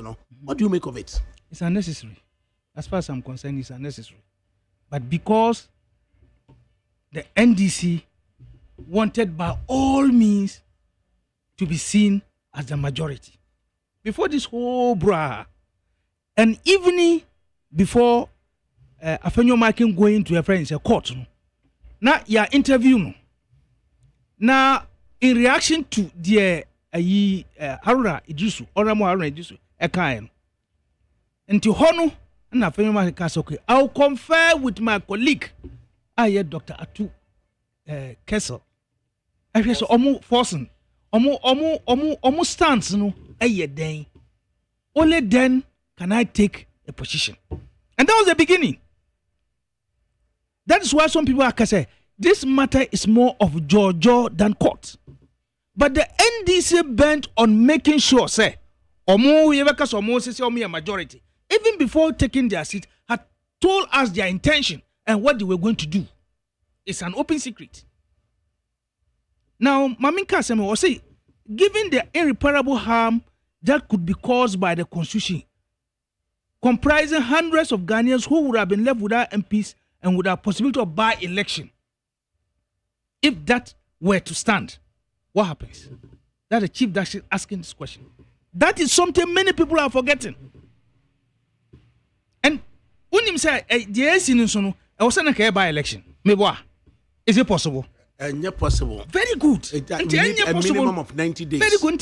Possible. What happens to the 4 friends, Ghanaians, Omo MPs, and it's an intention anyway. It's an intention. Say the next parliament, not this parliament. It's an intention. So what happens? Is that the end? Omo MPs no friends, a representative of parliament. What happens? Is somebody talking about that? Don't they matter?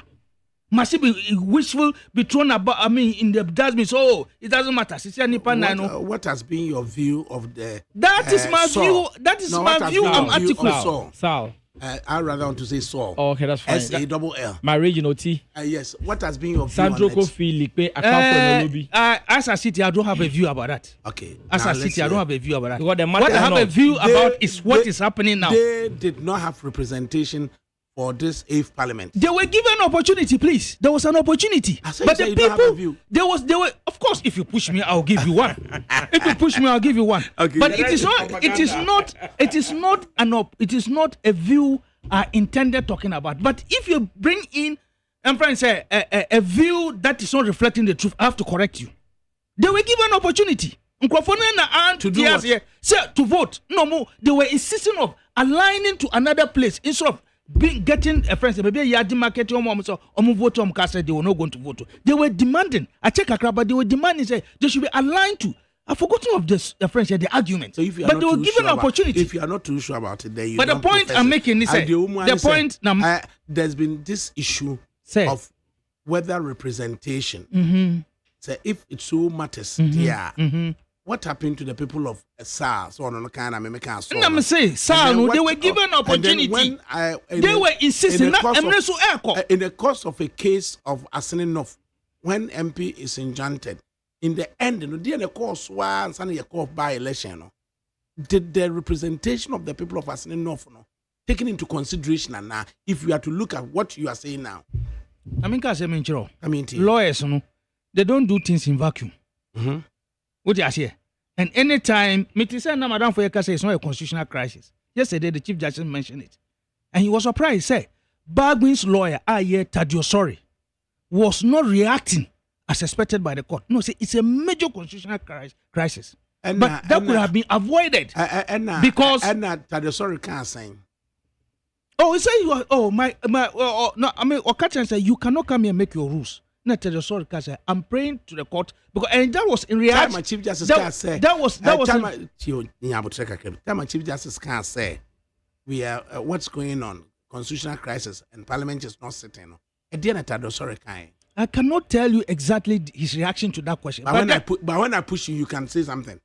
The point. Sorry, then said that is not the basis of being in that court. And the point I am making. The point I'm making is say. Was it a constitutional crisis? And I'm drawing certain. The AC was Supreme Court a constitutional crisis. And the one was asking that question because no fee say by that time I tell you sorry, Babano, no more prepared to come and file their side of the case. Until no woman is surprised because there was a banter between Tadio, very good, the Chief Justice and Tadio Sorry over the period. The time limit na idea about 7 speaker no. Anytime I saw no common reacted by bringing their side of the story. Very good. And you na ube dictate to pay sir enko. Mr. Hadetier. Ubi on strategy on the court. It did not your share any so omrano. also free say legally. That was the banter.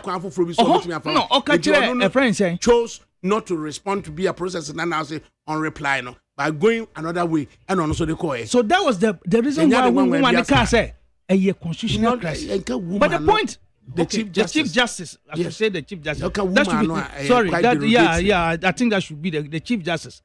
That's the right friend say. What you say? And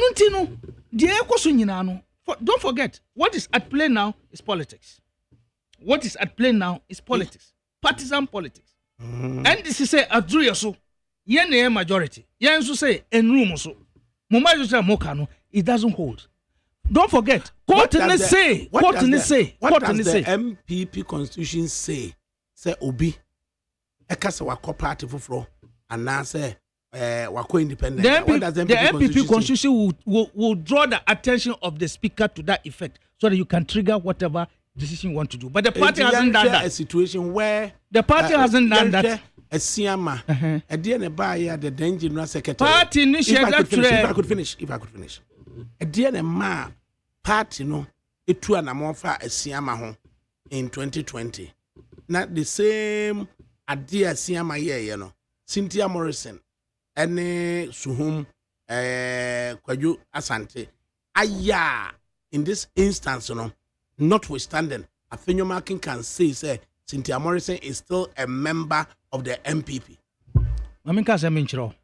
O share a friend say famina a friend say Esiama honorable Esiama case. Nidia no the development na AC or constituency no angered the party. That led to that letter being written formally to the speaker to trigger the issue.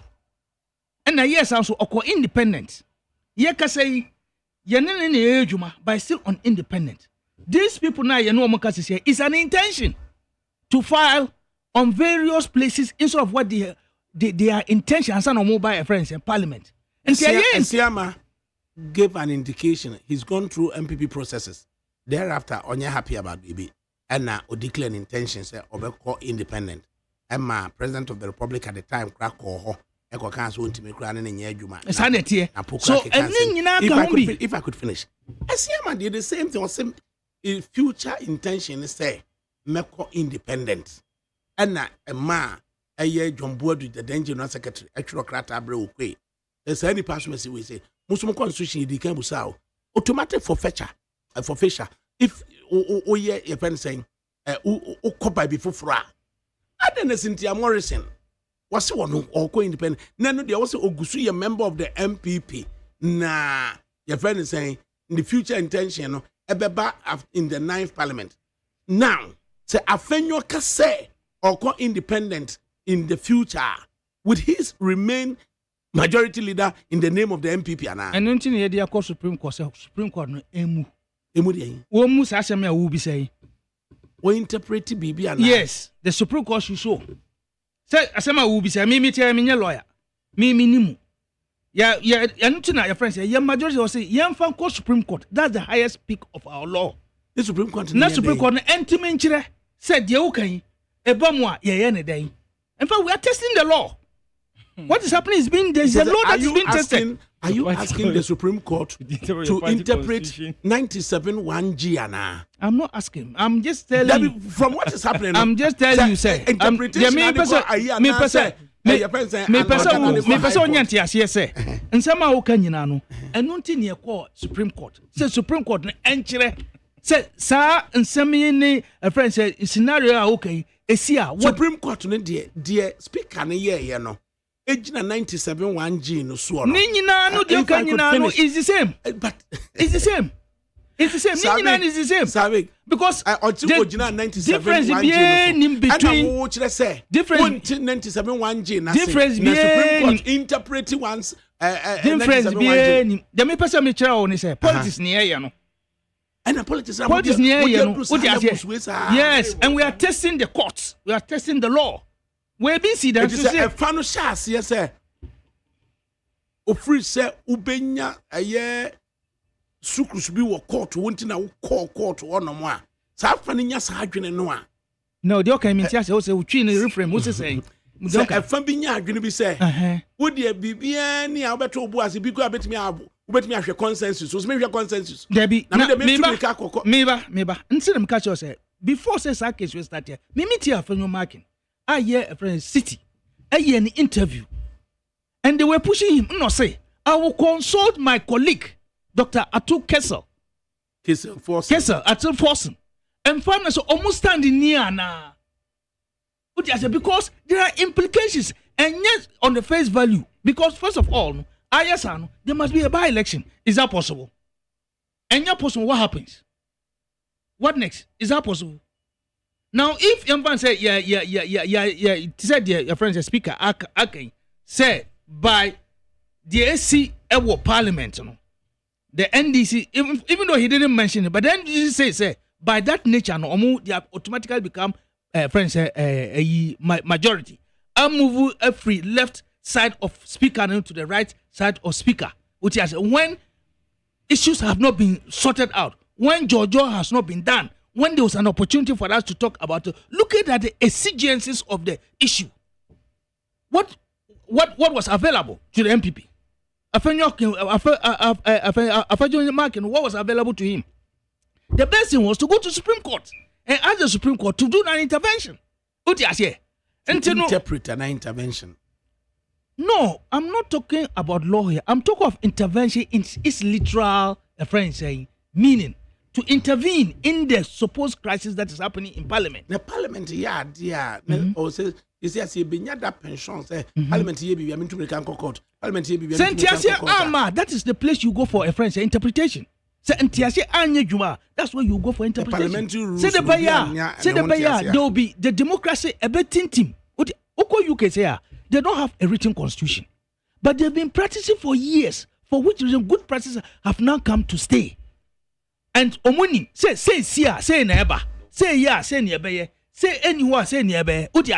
And gradually we are building a democracy, and some of these things are important. Yan from Supreme Court niyan test law niyan say yan dibi manase niyan D4. And the Supreme Court say the speaker should stay his ruling. One cassette the oil and you're right. It was just stay your room whilst we hear the side of the case. In any case, how many weeks is it? It's only about 4 or 5 weeks. Only 4 or 5 weeks. And both houses could have, Jojo and come to an understanding and avoid what is happening. You see, as we speak, you can say you call legal way and not judicial way now. By the time we have been done, you have voted. It will be of no use. Legacy That's part of democracy. When there's controversy, when you try to sort things out, when you try to straighten the rough edges, because and yet more chance on better baby or my own thing. What are you free in the party? Or person independent. Yes, we're free in your party. Or free in the party, or co-independent. I say vacate to seat to Parliament. Or no complaining. Or more the constituents and complaining. Now, before floor, as me a penny, our party, no I may complain. Very good. Because or a penny onim Nisun Sanswo. Unim. And me because was say, given the irreparable harm that could cause by the constitution. So what would have been the harm? Hundreds of would have left without a possibility of a by-election for the next number of weeks. It is that 2 months, no. 1 month, 1 month, one and a half months. Until 1 month, no. 1 month, yes. So only representation for 1 month. I dare be seen. Constitutionally, it's not right. Natama, and you're right. As no for no money representation. I didn't know man court. I didn't know man court. I didn't know man court to say, oh, court, Yaba said your moye and ye. So I drove for any representation. A year winning by for a cocoa come on. Debbie, Winnie Banina, oh, can only penny. Only on Pena, what Tias said, the Omaye, about months and so be up by Parliament. Yeah, you on the 7th for Mobile. Will be a better than says Satam, Yen never who dear court and a Parliament bay. Why did he can't say a boycott? Oh, I don't know. MPP MPP ne ka some back court. Ya court and a court say there be stay the ruling. Monsanko. Monsanko buy you know. Why na sorry you can't say we be better na me da bread am MPP for ne kan. It is on the 7th no sanko na say a fan so sanko tena start da bread ho bi ma be den. Yen twen when we reach the bridge we will cross it. Yen twen o ti ase duru ha. We will cross it. But me person who say tie me person who say me muso ono so. Debi me kasa me 10 minutes no so here. Me kasa you kept interjecting. You kept interjecting. Me say me shinu crash. Me enye. Monson can be sabi monson. And so no kan ya answer na sabi so. Enti on the 7th kan ya answer na drum so. Enti me 10 minutes kwata mo so. Monson ba na say fan say baby we man kwata na yampene a nti yesa ko fie bi ma what happens of ADAKABRI mpacho say correct a lot of misinformations are odema abontin me regional deputy secretary of the NDC AOT me nimba bibia obi no obi atena wa masal for opportunity say omonkoto aban belong to a certain constituency or muchinai. I don't know where you are getting those false information from. Look, there was an opportunity. Please, there is for them to vote. I am telling you that I am the deputy demarcation secretary of the party. Demarcation on Moyen. We are demarcation. Ho is part of voter. Demarcation on Moyen. They were not happy with it. Ho is part of voter. I mean, who constituency in a voter region? OT is a constituency on its own. They were not given the opportunity to have an MP. 4 years, it is an established fact. Nobody, no. One, that's two. Maminchira wadi kakra criminal law. When intention coincide with action, yes, crime is committed. Exactly. All right. So Cynthia Morrison, I intend to say, Meko independent. No, I can file it. The moment, the day she took the decision is the day she intended to commit that crime of your party. So the day she filed on a ticket of independent, she has actually committed a crime. Against who? Against your party constitution. And what's your headache? My headache is that she ceased to be a member of the MPP. How does that affect you? That goes to that goes to agree with Article 97(1) H say she's supposed to vacate her MPP seat in Parliament. And what happens to her representation? So, what are you talking about? I'm talking about what the Supreme Court said. You see, Usha Supreme Court and Asem no Mukai now. Usha her leadership just talk on the final remarks no man. I consider as a ratio descendant that no means that. The main reason why all rejected speaker application is and for the 4 constituencies will not have representation. Yes. And I asked my my leadership. Enti obi 1 month or obi denya representation 1 month na your headache no. Obi a what's now 4 years. A whole parliament one year representation is that not your headache? I didn't tell Obi but see, let me tell you something. Are you telling me that somebody must be a complainant? And yes, almost all the Cynthia Morrison free no the constituency for complainant. Cynthia Morrison constituency for no. Omo win yasin salfo na. I didn't know man complaining. I didn't know man kwenye case. You get it? Now, man case. Putting that aside, no. It is only the politician that can say A and say B tomorrow, and it makes sense. And for the court, that's why we have established judicial precedent. Yes. So court to look at say A and dra. That's all because B and da. The court has so many grounds to say me na make a B in dra. And the Supreme Court to what debate my Supreme Court Okadi and Nesene or departed. Yes, they can take back their own decision. And they are both rulings. They take back their own rulings. Michael Quay. When declare I would have what's his name? Is he a massive vacant? So what he has a power as a speaker to declare somebody vacant. I didn't about being the only power so declare other seats vacant. Because yeah Okwe you know. Okwe yes that the letter command. Okwe you know. Namo tete henefa. Sanetie bisa no mame. Na nkyere se enne obi ye na se fa bi free se enye writer. Now free so enra okwe ye ntimi so. Dia ne dru ba bia mo so monye proactive kakra. Until me bisa say case no. You know what? We midwife the 1992 constitution. We are the proponents of the constitution. And you know if Obibia acted clearly in accordance with the constitution, I would not challenge it. No, okay, no, there was nothing wrong with it. Because okay actually manifested what is written in 97 H1. But the same thing about Gwiso and there. So what are you challenging? Buafo. What we catch on penny for mine. And then we were built to speak to 2 lawyers back from MPP, back from NDC. NDC, you bre. Nipa didn't agree that they will. You bre ya ne. nyano Ebinie. MPP for no Ebinie. ye penipa bakupo but 3 were ready as a result of NDC Amano. Yeah, nyano no. Muntimi friend MPP down, ya friend MPP ni no. Because friend ba sisi a. Catch on penimfo ne say. Almost so munye proactive kakra. Okwe ye no. Mo test law na. Ebe hunu say. Okwe ye kwa se na nya. Dia mu ye ni. Enti ya mo obi de say Nelson Damia Fakpo. Dafia Mekpo. Dafia Mekpo. Yeah, he's a constitutional person. No, he does well. Yeah, mo nyina wo mochi. Mo nkrofo de bebre, Kwame Agboja. Nkrofo de bebre ye din. Enti no kasa na ayete said there where there is no wrong, do you find solution to it? Ba me say what was wrong with it? Okwe de oyen dia na mo ka fa. Okay, there was nothing wrong with it. Why you make reference to it? We are saying it's an established president. And why should you MPP have problem with it today? We don't have a problem with it. Parliament that NDC remains a majority. Well Mensri could to the extent Mensri also they remain the majority. We are the majority. The colors of NDC are more than NPP.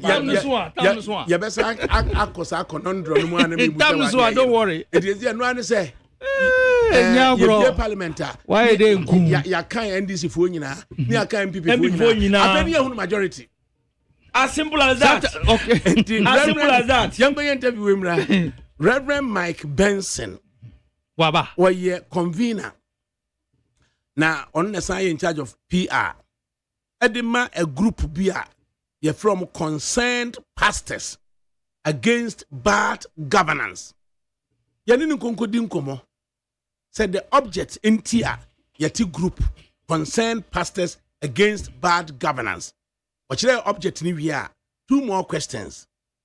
What are the bad governance specific examples Nibia or Moka? Yeah, and we are a bre based on the responses.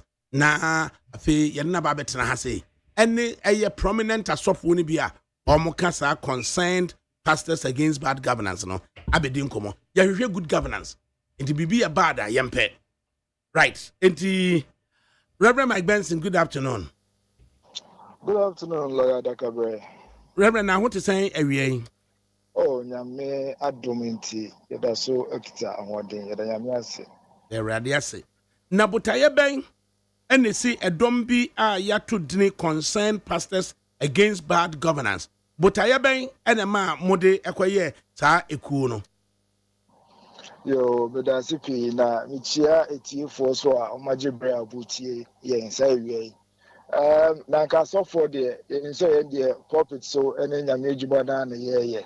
Ewumusa na nso yesanso nim se yete asase we so empo bible crap no niema wo mu no eye niema esi wa asase we aso na ya chowo enti na yenso ye wo wiase we mu no na wo se ekuro a yenso eye ndia no wo se ye ni di ekire ye pebre na yenso ye ni je ekire ni hu nia ekoso se ekoyi a na ye hu enkoyi so a na ye hu enti yenko ndie pastors a ye concerned about how Ghana no your leaders no AD nim ewo yamamu mu no enti ya kan wa bom say ya abeni bremu no ye be ma amanfo na ate se bibi koyi ye be ka se koyi so a ye be ka na ya susu ye akasamafo ma omo anu enko ekyire bebre no ye be kasa ma omo ye social justice ye susu ye be kasa so etia corruption ewo yamamu mu ye preach wo ya so de budabia na so ye hu say yeba ebedwam susu na ye kan ya asem kire amanfo na nkofo to tie nka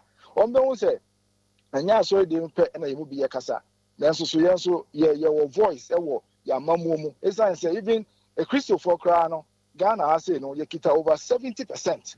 Enti no na je say ye wo voice I was say ye exercise your voice e ma amanfo susu enya so emfaso enya so de mu nko ha na mum ya mamu mu kra no e so amanfo enya mu mfaso.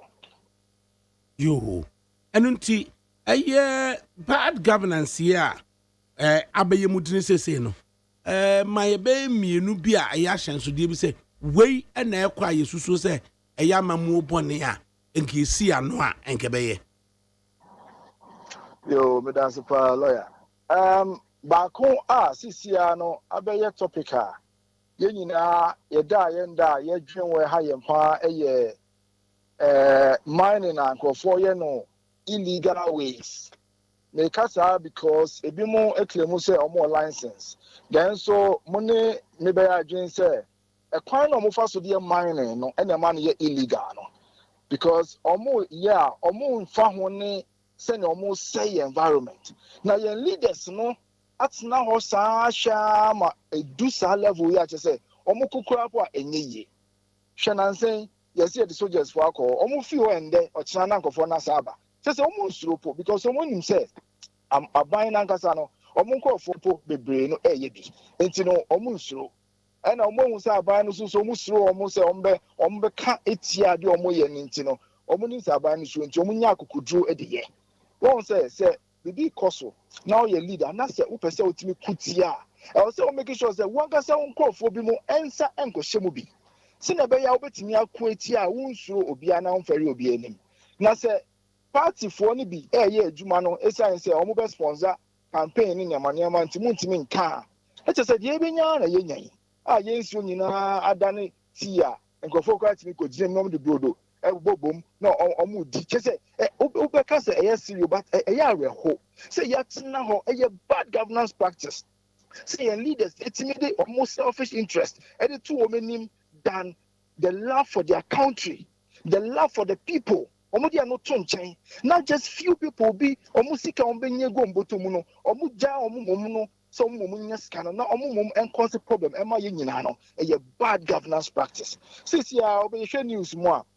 We a farmer. Obe dabe sorry no. Obe call farm no. Na dalam say for na be sell farm no. Because when him say omuba on chance say for honeyman omuno muntu we na bia wompene. It's almost saying we are, and then you'll be forced to accept pittance beyond the amount, no more the amount. No, must say for this is our conquer Ghana because a journey boy a day. Since you almost be 20 Ghana cedis Ghana, until until the Papa BND. Share me more members about time 1 but 3 4. Bro, more bread. Who person nearby the keke cry, just auto by 100 Ghana cedis. For an uncasapon buy and num and buy. Now, is this what Ghanaians voted for? When a Ghana focus on pay, there be among any leader or bar or no baby encourage farming, mechanized farming, now. Ever my Johnny Boo Ghana, Johnny Bobe ye full because she at ADAKABRI, she knew ya say, when is cow bottom now comes as a do count. Now umba, what you say umba come diomo. Me Johnny poor, what's the crap on Tonam? Since you microphone, you almost say, Reverend, you told Johnny Crana and Kosiana de Biadi because one thing Tonam fish, kitty, 15 cities. Here, what crown Nico Cassium, dear Briar Breno, in case na special. And now point to talk. And Kosiana, I'm paying for, and I'm in Kosiabako, I'm in Kosiabako. Only thing Tonam because you're paying for no and focus on and no, or more focus on quick money, quick money. Inti mo members no a mo ye concerned pastors against bad governance no. And I'm on ben and I'm move to say bad governance no. Esubitwa. Yo, but you me that say. Enu bi na ye. Once a year kasa no. Ni nyina no ebema aban ne hu say no ade no. Afa de enkofo bi kra ya nkomo ntan kasa no. Afa omo so kasa bi.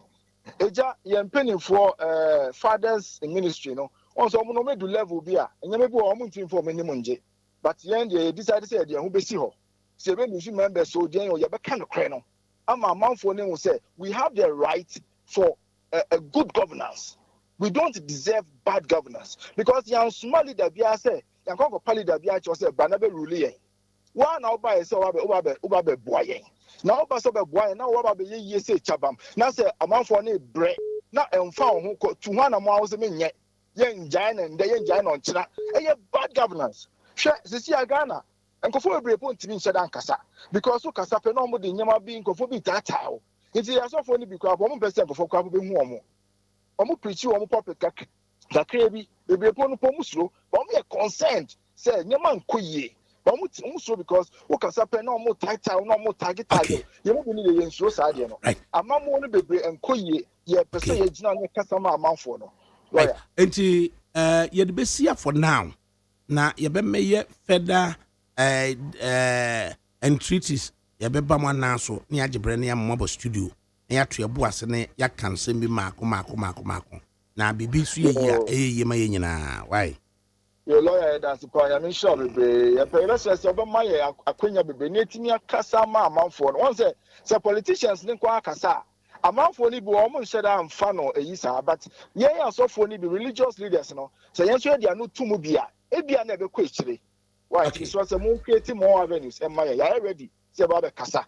Why? We have boots on the ground for you now. I'm sure bia. Nyame nhyira won so. Reverend Mike Benson. He's a convener and the PR head for the Concerned Pastors Against Bad Governance. Right. Yamre, as of was say, Yamo Makwan almost so can be. Me and ya at the end of my politicians in the arena. Sabik. No argument. And I'm in any argument. I'm in my small reference. Nancy Ghana Water, Chief Executive Engineer Dr. Bremer, Eka say, Nsua Semne Galamsim.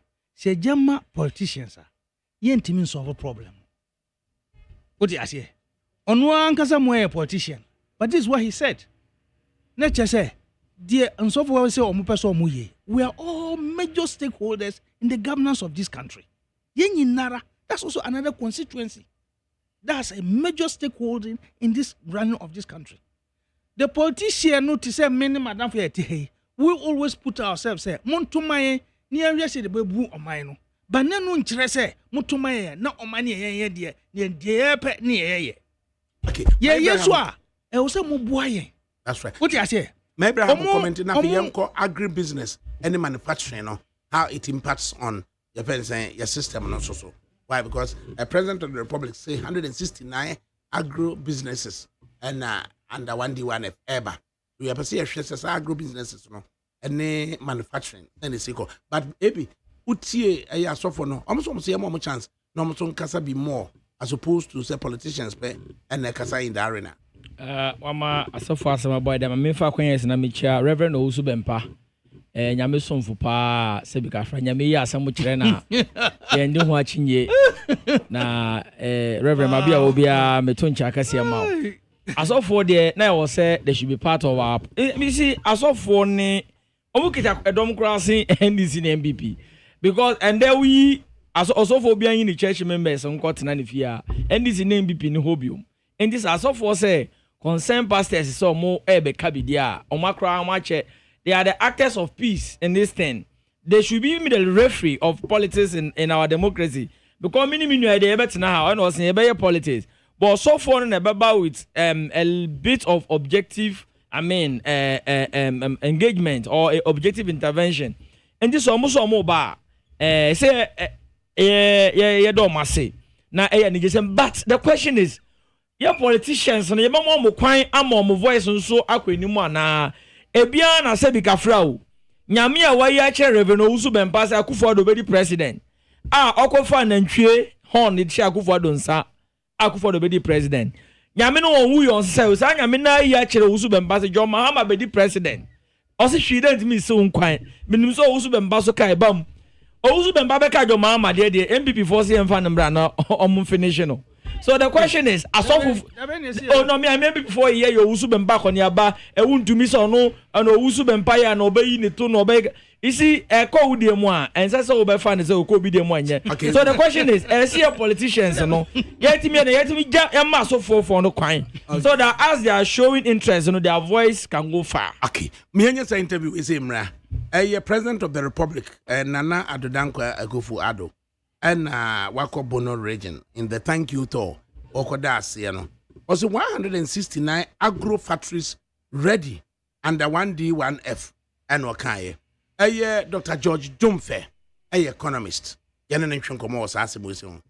Dumfe, Mwaha. Yeah, many of them. Doc, na we are what to saying.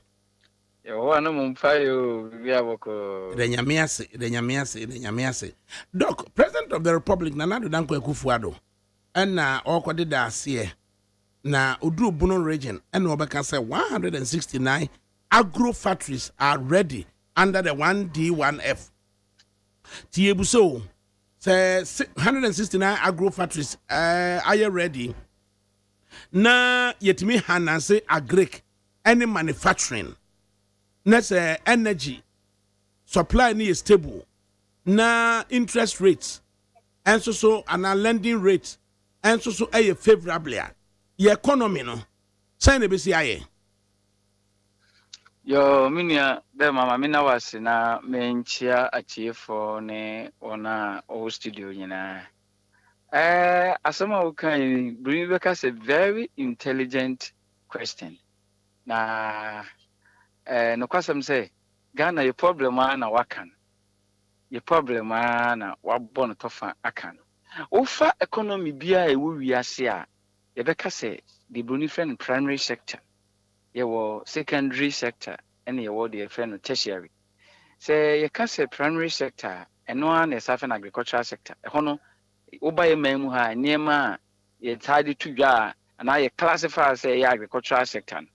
Ibini forestry and logging. Ibini crop production. Ibini livestock production. Cocoa. Those things I mean cash crop production. And also any man ye kambo my friend agricultural sector. Now the bakonso eto so me friend secondary no we be hu bibi to say industrial and yes after industrial sector we be hu bibi to say manufacturing sector you will be to say water production you will sewage you will electricity production you will mining and quarrying nti we can we nyina bo mani afre no industrial sector ana the eto so me inside your friend no tertiary no and as services no na education health baby me we yeni aye kirade yeni aye didwa traders ye nyina no baby aye wo no ene mo amu communication telecommunication mu nyina ye nyina ye ken bo ma ye frɛ tertiary na wo hwa oman bia aye ye bia no ye ka so oman aye ya I'm talking about the mature democracies matured economies be the United States of America obeka say UK obeka say Germany obeka say Italy so countries na aye no quite almost far so na almost primary sector no agricultural sector no and then the mainstay of the economy and I say and then the economy nyina so pa in terms of labor production said there will be adwuma obi ensa be kona no na do no omu ko adwuma so no omu ye nnwuma wo saa asue no agricultural sector na eno na oman no omu ye ko manimu no then the agricultural sector will give over the leadership to industrial sector. Now, at the industrial sector, so the leadership number services to offer U.S. economy.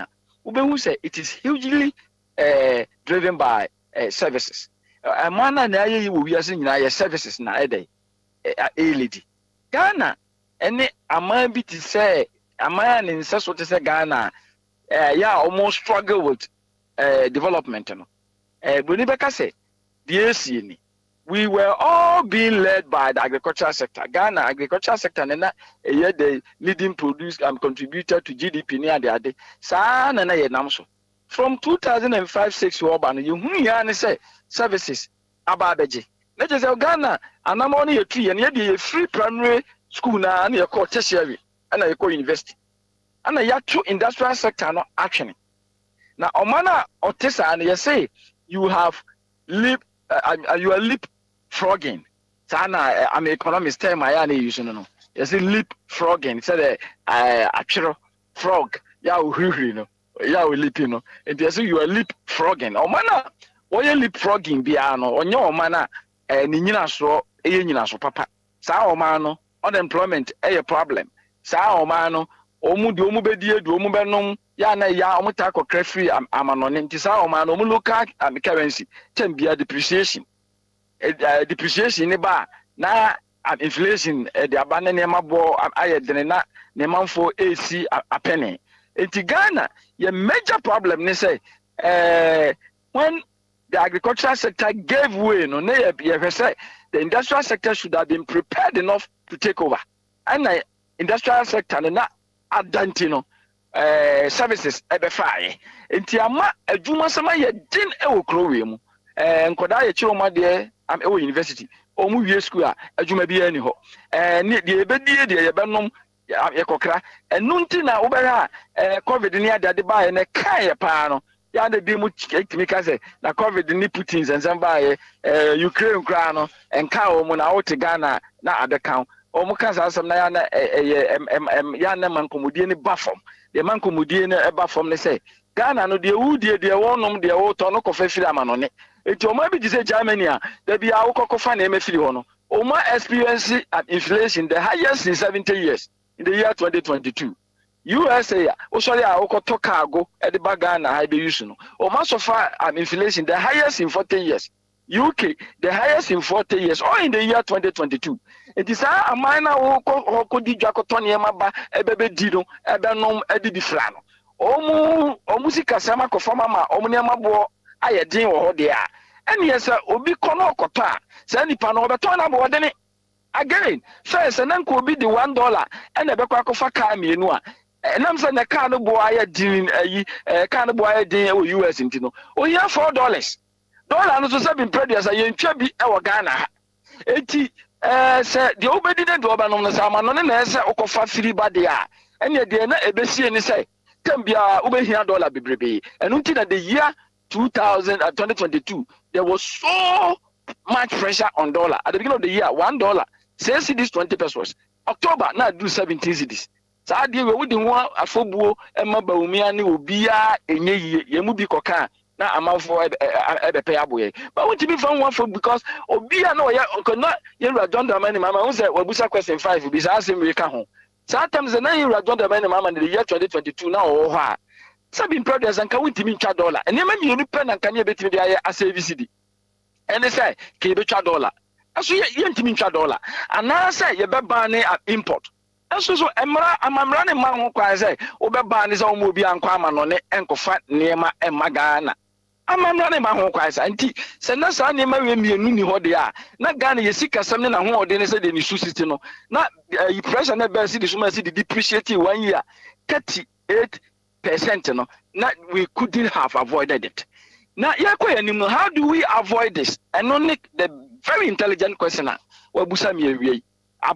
the agro industry now agro the agro based manufacturing firms and only that's the way to go because our agricultural sector so me encouragement I can years na me be pension menya encouragement after pension me ko mikro mu dem na makwa akodo aburu a na ejina se mi wi a menya obi ama na to ama aburu no so to a bo no be kosoro ama sabe menya sika kakra enti ko ba sa de a ene nka meji me pension pay na me dimirika na me de ko na de be ma aburu no bo akosoro ne say ye wa fididwuma bibi e obechem ana da ma ho ana tachimentia ame empatem ye wa agro firm bia ono no aburo no oje a ebia wo de ye poultry for aduane anansa wo de osachire mu kura de aguntuom e de akwama no ne akotone nti aburo mi ehina ye bedo bia no sa nkrofo no eto wo sa agro firm based manufacturing na yini wo there ma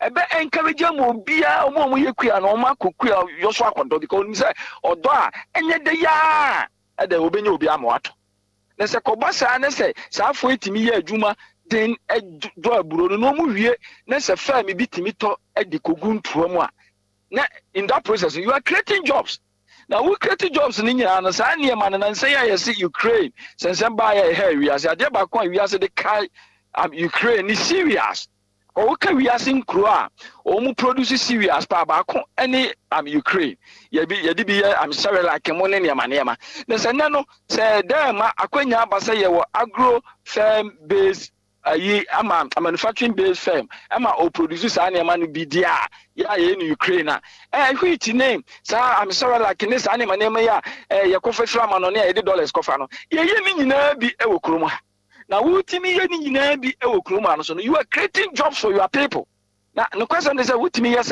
ade e fa ni say ebema o so ye revenue mobilization effort na na atonso mu na no so apagya akọ enkai because your revenue mobilization effort atonso mu the person saying say you will need about 14 million Ghanaians and now we adwuma only about 2.3 million penalty direct taxes if now say about any records of the rest no we need baby omo ne adwuma omo ye enti ama aba no to ogege ne ya ne hwa eno na tem bia ma aba bia sori a obekwa ama no ne akobo bosia na wo hwe Ghana abakosama na eno na me chirichiri mu wo mu fidie ba akoso yewura John Dramani Mahama ne question ba akon wabusa say ade na Ghana ka efiri 122 billion akudu 763 ena na me chirichiri sa asem ya woken senka na yaye sa agro based manufacturing firms no bebrebe wa na niema bebrebe e kokra free amanonye ne yeye ne ha anka president Mahama nka se me nke makra na nke de wabusa sentini say efiri independence to date no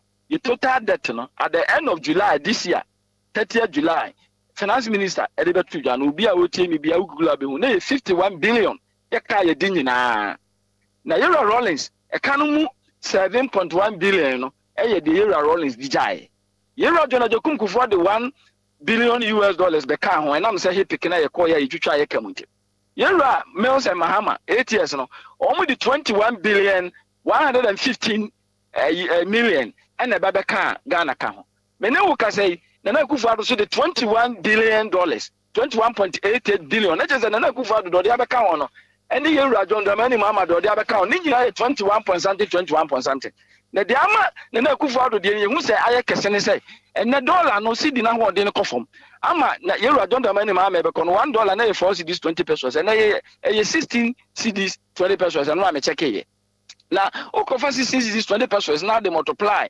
yeka 51 billion na can I could almost 800 billion. Yeah, the question is yet to ask me, I see, yeah.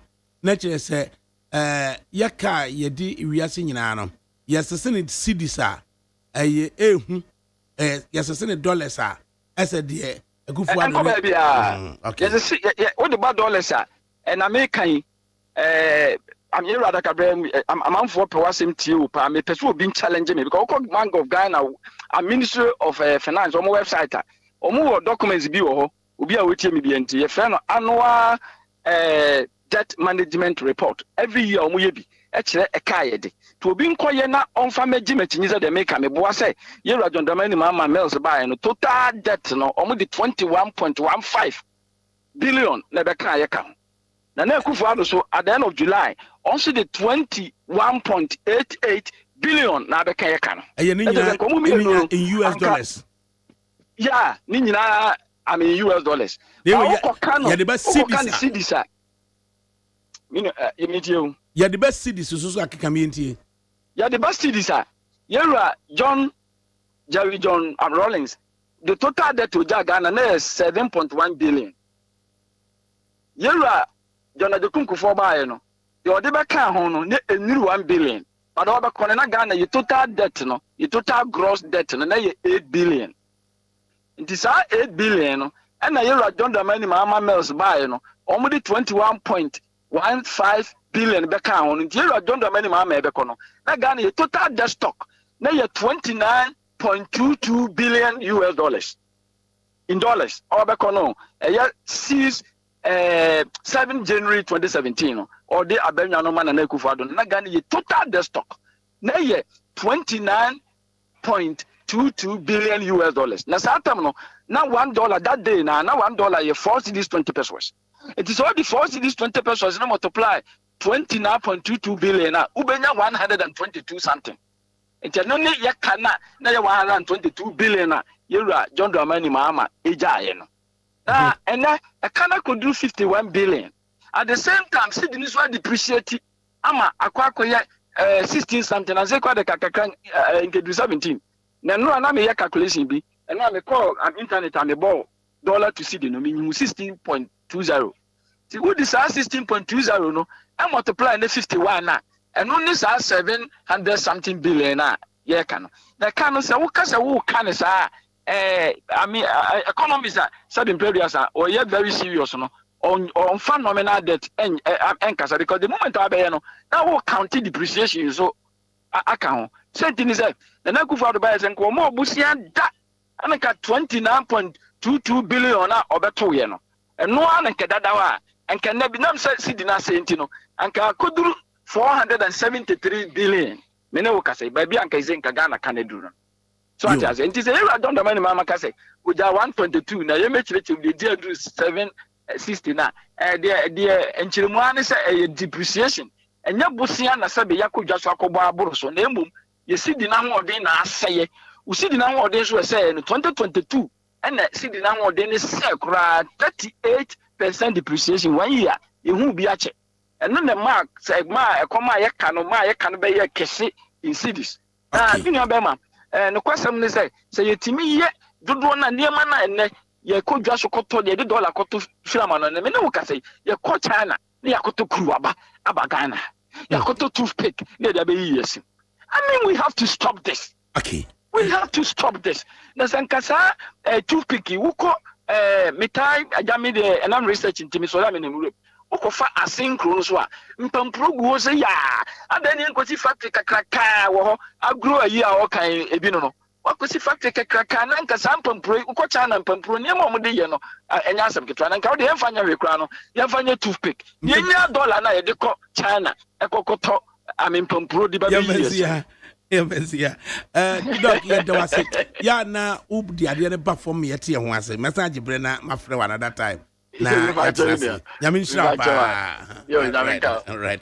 Yeah, Dr. George, don't fair. So, in the final analysis, one ever can is a bit. I said, come on 1 hour and not 2 hours, no, Casa. Because he's made a lot of very interesting points. What are the interesting points in the far? Me, there was an organization called GIZ. GIZ. Is German a technical corporation. Normally, agri extension officers, Ejuma. Our Ghana. And now extension officers, as if they don't exist in Ghana. The Hamikura say, yeah, importing a French, what's it called? Onions from Burkina Faso. Mijunwa mintiasie. Say, yeah, weather, ne Burkina Faso weather. And we are importing a French onions and tomatoes. Mijunwa mintiasie. Yet dollar a problem. Part of it is agriculture. Part of it is agriculture. And Dr. Baumia said, Oba is going to do bold solutions in the agri sector. He's going to mechanize it. He's going to bring soft tools, handheld, mechanized tools. Now we'll move away from this whole and catalyzed business. Because the weather now you want Ghana say, "Sisi akasa bayire, okota mal bayire, miensa kanino na kabadis and kamia be 30 Ghana cedis." And so nansenya me cry say miensa na 30 say now 60 Ghana say ba 20 Ghana cedis. Bayire. Bayire na kabadis last year na last year bayire bunu badis time. And you see again Kromano. I don't know why we are still being doing rain-fed agric. I said kabadis time away. French mechanized irrigation on a large scale. I don't know. Say where we are waiting for the IMF to come and tell us. Say yes, I just don't get it because rains aren't to this year. Next quarter, next year, January, February, March. A January some will come here. Unless there's a proper intervention, say price of food will be stabilized. And to a papa. One woman say no, there's one by which has Dr. Baumia no roll out in the vision now or the Baba next year. Which I say now you find by this time 2025 now massa who could jump crowd when it because we call enough fish now walk above from fish now above from Niama, many of the things that walk on. I mean in the journey. But we need to really look at a friend. Abraham so comments. Yo, of ADAKABRI, evidence menu hour high from docs no analysis no admit to say enema more the ankasa it's true say by boarding by no cross auto system Ghana no as he doesn't want to be fair to our listeners essence is onya by mensa or tema system Ghana because me ankasa tema me see tamale crowd onya sir because tamale me call last 2 weeks tamale da be na ma fit tamale and say call lanche campaign crowd by Mr. Kwe tamale doc kasa yi but babia as I can cry from ono nsem o kan say won se no gusu bubo debt ayi John Rollins jaye na ne akufo de beka ho na ne John Mahama ne mills yes when you mention the debts and the adapts now at least nka utimi touching on the outcome of those debts. We share mostly MPP are buying from Kufuor to Akufo the government. They borrow to consume. they borrow to spend much on consumption. NDC are buying borrow to expand capital, to expand infrastructure. And also so na idea say bikafra the real and the proper intent of borrowing is to what? What this can be bia ebesati mi afa sika ba. What you say? Hwe nana do aban okwan mafa so ma borrow sika ni also or the abeka on your mama they the same the same book as doc claim I mean enye live TV program na ho no figures. Say no crea we share your mama University of Ghana Medical Hospital e wasi. Wow. We share e-blocks ya si. We share car kwan ya we share procreation interchange. We share tema interchange. We share nyama ya na. What me say yeah can look rani akufo do dey the same at the end of the day o man ho nchire na say ka say ye be collateralize Ghana na NDC no betimi aboa ama ye be tua debt banana do dey our borrow DB atua ministers bebre ka DB atua I mean most of his borrowings goes on consumption eba sana say an clear bibi sana atiefo no badwin so enjo mahama na akufo do yampa munyino maboro ska pepepe na mbom say aboros ka pepepe krana joma ama de ne di ne de na ajapade amoman Ghana and na uko community bia ubanya chief company abanya health center na polyclinic wo ho a e o man ajapade unkrasi aye na mu na campaign woti akwani aba nyina electricity extension o nyina no joma ama aboros ka de aye sa de no joma ama aboros ka de akwa akwan bebre virgin rose ayetwa ne o manya nya da ho ebe hun kota yeye Mahama borrows card the eyes and away. But I am saying a papa no say NDC MPP borrowing no I the same. But I see him at the say the same cry assuming without meetings and no kind of cry na. Yeah borrow the ajapade MPP bonso borrow the then a consumer another church akabia and who nimfa so. Agric there uka agric is the master planner of every economy. Because even the industry now Akufo-Addo claim before the industrial sector can survive, they are dependent on the agric industry because the factories don't depending on the agric sector and on raw materials. What they are here, and they go suneka and they borrow way fear, yakoto way free China, yakoto way free. Nina the fundamental I was say ajunko on agro business. Say to me strengthening agricultural strength of Ghana now. Obviously we are strengthening our industries because say a person able produce bibia ebe here cashew. You have the cashew, so much cashew farms it is easy. If they produce are they able to use cassava? You have so much cassava farms the factories will be well fed. Okay. And until now we show a manifesto man. President John Dramani Mahama and the NDC, we are making sure that we are going to create agro business jobs 10,000 annually.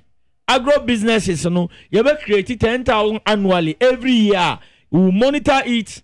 Yeah, okay, it is a borrowed idea from our mechanized. I mean, agro business manifesto. Final comment. Start tractor and a modern farming and a capacity building of farmers and a one train ya edi o me bibe kwa broche ne amanoni akosu anema nyina e wakwa mo ayede ba. See me final comment and say akada kakra na akoto aba na ya sisa Ghana shebre. A few days ahead to go and vote for the destiny, the prosperity and the integrity of Ghana in the international space. Say because from Miobia, me call amenoni, maktukwan kakra, ya me cover all the time. Say we share the integrity of Ghana on the international scale. So bad. John Dramani Mahama is coming to correct that. President John Dramani Mahama, why be that? Mahama the president da. Why be that? Where's the evidence? Osan eba. Say muni atiefo nyina ja to musa Akufo-Addo abon wantima anya hwe a. Eno de wi ba omia fi monye ye. Because Akufo-Addo yo hene no ba omia ne chairman. Ohene na ntima mbobra. O chairman be da abobra esi kosiri ba da efirimi mi na nwumre. Enti say ohene Akufo-Addo no yeminim nyina gitu muzo wa mbobra. Ene ne chairman ba omia ne ntimi mbobra. Okay. Yo Mahama ye bi obesa to aso aye. Ma minka se mincha. De bia ye ne omo hia. Omusi tese okay say ye kobo bisia e di betua me said yes, assuming with that meeting say mu ye pa. Why did you lose over 1 million votes? Yeah, look at the best work that you did. You lost over 1 million votes. A BC was Ghana had that. Until they be history now, no propaganda. It was a disgrace to your party. Yes, a party be 8 years. It was a disgrace to your party. That is a tradition. Winning the election, hands down. But who me have been? Oh, winning election, we don't change. And about me have for an animal in Namu. What's the Panaka Greek, Quebec Greek, as I'm putting in them said. And I was a corrected debt. You know, every time be a Greek assembly election, Greek Papanekano. It didn't start just when president. It started even during Mumu time. Okay. Mumu time, now you imported friends, banana from Cote d'Ivoire. 2018, Ghana ko bo busian wo ECOWAS so be fidi free student line kola. Go and Google and find out what are you talking about. And you fere say bobora do nya ECOWAS. Yemfa Asedam Farmer Sabik Bugri of the National Democrat of the New Patriotic Party MPP.